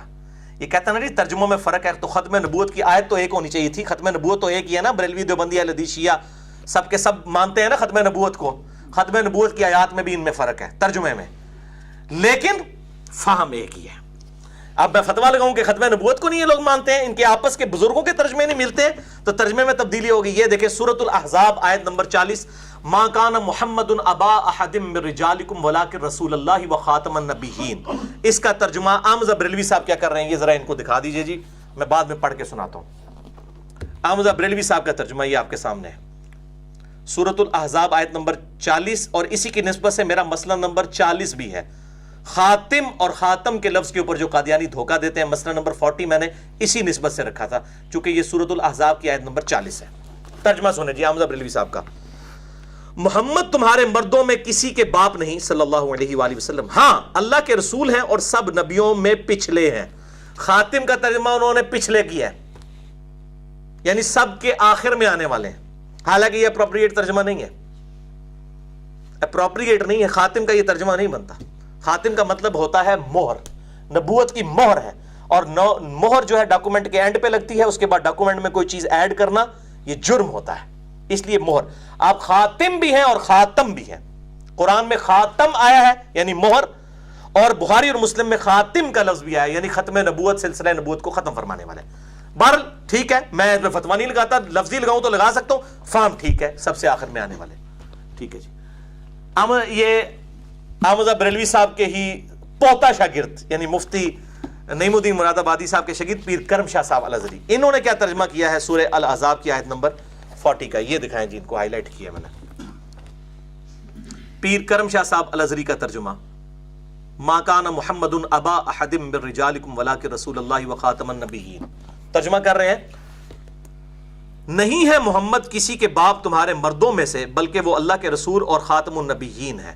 دیکھ لیں انہوں نے پچھلے نہیں کیا، خاتم النبیین، یہ تو آپس میں ترجمے نہیں مل رہے ہیں تو ہم کیا کہیں گے، تحریف ہوگی، یہ ترجمے بدل دیتے ہیں جی، ترجمے اپنے اپنے ہوتے ہیں۔ محمود الحسن صاحب اور شمیر احمد عثمانی صاحب کا جو کمبائنڈ ہے ترجمہ، اس میں آپ ذرا ترجمہ دیکھیں کیا ہے، یہ دکھائیں جی ویڈیو میں، تفسیر عثمانی المشہور تفسیر عثمانی، اس میں ترجمہ دیکھیں انہوں نے کیا کیا ہے، یہ ترجمہ کرتے ہیں محمد باپ نہیں کسی کا تمہارے مردوں میں سے لیکن رسول ہے اللہ کا اور مہر سب نبیوں پر۔ یہ دیکھیں انہوں نے ترجمہ مہر والا کیا ہے، ٹھیک ہے، مہر کا ترجمہ بالکل صحیح ترجمہ، اچھا لیکن مفہوم صاحب کا سیم ہے۔ اشرف علی تھانوی صاحب بریلویوں میں مظلوم زمانہ، کہتے ہیں اشرف علی رسول اللہ پڑھوایا سی، جو چشتی رسول اللہ کٹیا ہے انہوں نے گالا پیڑیاں ختم ہو گیا نا، منو پیڑیاں شروع ہو گئی نے، ٹھیک ہے۔ اشرف علی تھانوی صاحب بھی قیام الدین اگر اللہ کے حضور بخشے گئے تو انشاءاللہ تعالیٰ وہ میرے شکر گزار ہوں گے کہ تیرے بعد منو گالا پیڑیاں بند ہو گیا سن، جو تو چشتی رسول اللہ کٹ دیتا آشت بہشتی چو۔ اے سنو اشرف علی تھانوی صاحب، ان کا ترجمہ سورۃ الاحزاب آیت نمبر 40، اس کا ترجمہ جو ہے بیان القرآن تفسیر کے ساتھ جو چھپا ہوا ہے اشرف علی تھانوی صاحب کا، یہ ترجمہ کرتے ہیں محمد تمہارے مردوں میں سے کسی کے باپ نہیں ہے لیکن اللہ کے رسول ہیں اور سب نبیوں کے ختم پر ہیں۔ دیکھیں یہ ختم ہو نہیں ہے، ختم دوان دے ختم پر، ختم پر ہے، ٹھیک ہے جی۔ اچھا جوناگڑھی صاحب کا ترجمہ، ٹھیک ہے جی، یہ تو اہل حدیث کا ترجمہ ہے، یہ تو مجھے دکھانے کی ضرورت بھی نہیں ہے جی۔ اہل حدیث تو 24 کیرٹ سونا ہے نا جی توحید کے حوالے سے، باقی جو اختلاف ہے وہ اپنی جگہ۔ انہوں نے جو ترجمہ کیا ہے چلے دکھا دیں، ورنہ کہیں گے انہوں نے دکھایا نہیں، اے دکھاؤ، یہ 2 پیجز تھے، اس واسطے میں کہہ رہا تھا دونوں کو کور کرنا پڑے گا، یہ جو ہائی لائٹ ہوا ہے۔ جوناگڑھی صاحب کا ترجمہ صلاح الدین یوسف صاحب کی تفسیر ہے، سورۃ الاحزاب آیت نمبر 40، ترجمہ کیا ہے لوگوں محمد تمہارے مردوں میں سے کسی کے باپ نہیں ہے لیکن آپ اللہ کے رسول ہیں اور تمام نبیوں کے ختم کرنے والے ہیں صلی اللہ علیہ وآلہ وسلم. یہ ترجمہ ویسے غلط ہے. نبیوں کے ختم کرنے والے نہیں ہیں, نبیوں کے جو سلسلہ نبوت کی مہر ہے, یہ وہ والا لفظ نہیں ہے, یہ خاتم لفظ ہے, خاتم نہیں ہے. خاتم ہوتا تو یہ ترجمہ ہوتا. اسی لیے پھر قادیانی چڑھ دوڑتے ہیں نا مولویوں کے اوپر, یہ ترجمہ کیوں نہیں صحیح کرتے. ٹھیک ہے, دیکھ لیں کسی نے بھی وہ مہر والا ایک ہی ترجمہ آیا تھا صرف. اچھا جی, اب آ جاتے ہیں ہم اہل تشیع کا ترجمہ. ہاں, انہوں نے بھی صحیح ترجمہ کیا جی. سید فرمان علی شاہ صاحب اہل تشیع کے, انہوں نے سورۃ الاحزاب آیت نمبر 40 کا ترجمہ کیا کیا ہے وہ آپ دیکھیے. سید فرمان علی شاہ صاحب حافظ, اور یہ حافظ اور یہ بڑا مشہور کیا جی, شیعہ میں حافظ کوئی نہیں ہوتا. ہزاروں حافظ ہیں شیعہ کے اندر, ایران کے اندر آپ چلے جائیں ہزاروں حافظ ہیں. وہ ٹرینڈ نہیں نا مدرسوں والا, مدرسوں والا ٹرینڈ ہوگا تو ادھر بھی ہوتے ہیں, ادھر واقعی بہت کم ہوتے ہیں. تو لوگوں محمد تمہارے مردوں میں سے حقیقتاً کسی کے باپ نہیں ہے, پھر زید کی بیوی کیوں حرام ہونے لگی. یہ بریکٹ میں انہوں نے لکھ دیا کہ چونکہ لوگوں نے اعتراض کیا تھا کہ آپ صلی اللہ علیہ وسلم نے اپنے منہ بولے بیٹے نے اپنی بیوی کو طلاق دی تو شادی کر لی خود, نعوذ باللہ من ذالک, اس کی وجہ سے ان پر بلیم لگایا گیا. تو فرمایا کہ وہ کیسے ہو سکتے ہیں منہ والے, وہ تو باپ ہے ہی نہیں کسی مرد کے, بلکہ اللہ کے رسول ہیں اور نبیوں کی مہر, انہوں نے لفظ یعنی ختم کرنے والے ہیں, اور خدا تو ہر چیز سے خوب واقف ہے. یہ آیت آپ اس کو ٹیکنیکلی سمجھ لیں. ویسے مسئلہ نمبر 40 یہ ختم نبوت کے ساتھ کیوں ذکر ہے کہ مردوں کے باپ نہیں, اس لیے کہ اگلے انبیاء کے جب بچے جوان ہوتے تھے وہ نبی بنتے تھے. ہمارے نبی صلی اللہ علیہ وسلم کو اللہ تعالیٰ نے یہ عزت افزائی دی کہ ان کا کوئی بچہ جوان ہونے ہی نہیں دیا, تاکہ کوئی بلیم نہ کرے کہ تمہارے نبی کا تو بچہ پیغمبر ہی کوئی نہیں. وہ خلیفہ بنتا نا. حضرت اسحاق علیہ السلام خلیفہ بنے حضرت ابراہیم کے, اور حضرت یعقوب حضرت اسحاق کے, حضرت یوسف حضرت یعقوب کے علیہم السلام اجمعین. تو آپ صلی اللہ علیہ وسلم کسی مرد کے باپ ہوئے نہیں, لہذا کوئی چونکہ بلوغت تک پہنچا نہیں, اس لیے یہ ختم نبوت کا تقاضا تھا کہ آپ کا کوئی بچہ جوان نہ ہوتا. یہ ہے اس کے اندر حکمت. باقی جو زید ابن حارثہ کے ساتھ معاملہ ہوا وہ میرے لیکچر آج کل آپ کو پتہ ہے, جو کشف المحجوب کی عبارت کے حوالے سے بھی میں نے گرفت کی ہے الحمدللہ, مسئلہ نمبر 164 بی کے اندر وہ بالکل کریٹیکل چیز سامنے آ گئی لوگوں کے کہ یہ کتنی گستاخانہ چیزیں کی گئی ہیں. اچھا جی, اب جناب نیوٹرل ترجمہ فتح محمد جلندری صاحب, جینٹل مین, پیور جینٹل مین, شریف آدمی, کوئی فرقہ آن ہی نہیں کرتا. سارے فرقوں والوں نے نا, سارے فرقوں کے قاریوں نے, بریلوی دیوبندی اہل حدیث کے قاریوں نے ان کے ترجموں کے ساتھ جو اپنی ریکارڈنگ کروائی ہوئی ہے. سید صداقت علی کٹر بریلوی ہیں, ڈاکٹر طیب القادری صاحب کی جماعت کے ساتھ کسی زمانے میں تعلق تھا, انہوں نے بھی ان کا والا ترجمہ اپنے ساتھ ریکارڈنگ کرایا ہوا ہے. شریف آدمی فتح محمد جلندری, کیوٹ. محمد صلی اللہ علیہ وسلم تمہارے مردوں میں سے کسی کے والد نہیں ہیں, بلکہ اللہ کے پیغمبر اور نبیوں کی نبوت کی مہر یعنی اس کو ختم کر دینے والے ہیں, اور اللہ ہر چیز سے واقف ہے. بڑا بہترین ترجمہ کیا ہے, یہی ہے مہر والا ترجمہ جو ہے یہ بہتر ہے. مولانا مودودی دور حاضر کے سب سے بڑے intellectual all over the world, یہ ہے ترجمہ القرآن مولانا مودودی کا ترجمہ سورۃ الاحزاب آیت نمبر 40 کا. ان کا ترجمہ جو ہے وہ ہے محمد تمہارے مردوں میں سے کسی کے باپ نہیں ہے مگر وہ اللہ کے رسول اور خاتم النبیین ہے, اور اللہ ہر چیز کا علم رکھنے والا ہے. تو الحمدللہ میں نے یہ سارے ترجمے دکھا کے یہ first time on video effort کی ہے, تاکہ ان مولویوں کے علماء کرائم جو ہیں, علماء پرائم کی نہیں بات کر رہا, مجرم علماء کی بات کر رہا ہوں, عزت والے علماء کی نہیں, ان کے چنگل سے ان کی پبلک کو نکالا جائے. اور یہ میں نے بالخصوص جو نیو مسلم ہیں ان کے لیے ریکارڈنگ کروائی ہے, جو بیچارے پریشان ہو جاتے ہیں اسلام میں کس فرقے میں جائیں. اور الحمدللہ اس طرح کے جتنے لوگ ہیں وہ ہمارے لیکچرز تک پہنچ رہے ہیں اللہ کے فضل سے. الحمدللہ ان کو بات پتہ چل گئی ہے کہ اسلام کی ٹرو دعوت کون فرقوں کی لعنت سے بالا تر ہو کر پیش کر رہا ہے. اللہ تعالیٰ سے دعا ہے جو حق بات میں نے کہی اللہ تعالیٰ ہمارے دلوں میں راسخ فرمائے. اگر جذبات میں میرے منہ سے کوئی غلط بات نکل گئی تو اللہ تعالیٰ ہمارے دلوں سے ہی معاف کر دے. ہمیں کتاب و سنت کی تعلیمات پر عمل کر کے دوسرے بھائیوں تک پہنچانے کی توفیق عطا فرمائے. سبحانک اللہم و بحمدک اشہد ان لا الہ الا انت استغفرک و اتوب الیک وما علینا الا البلاغ المبین. جزاکم اللہ خیرا.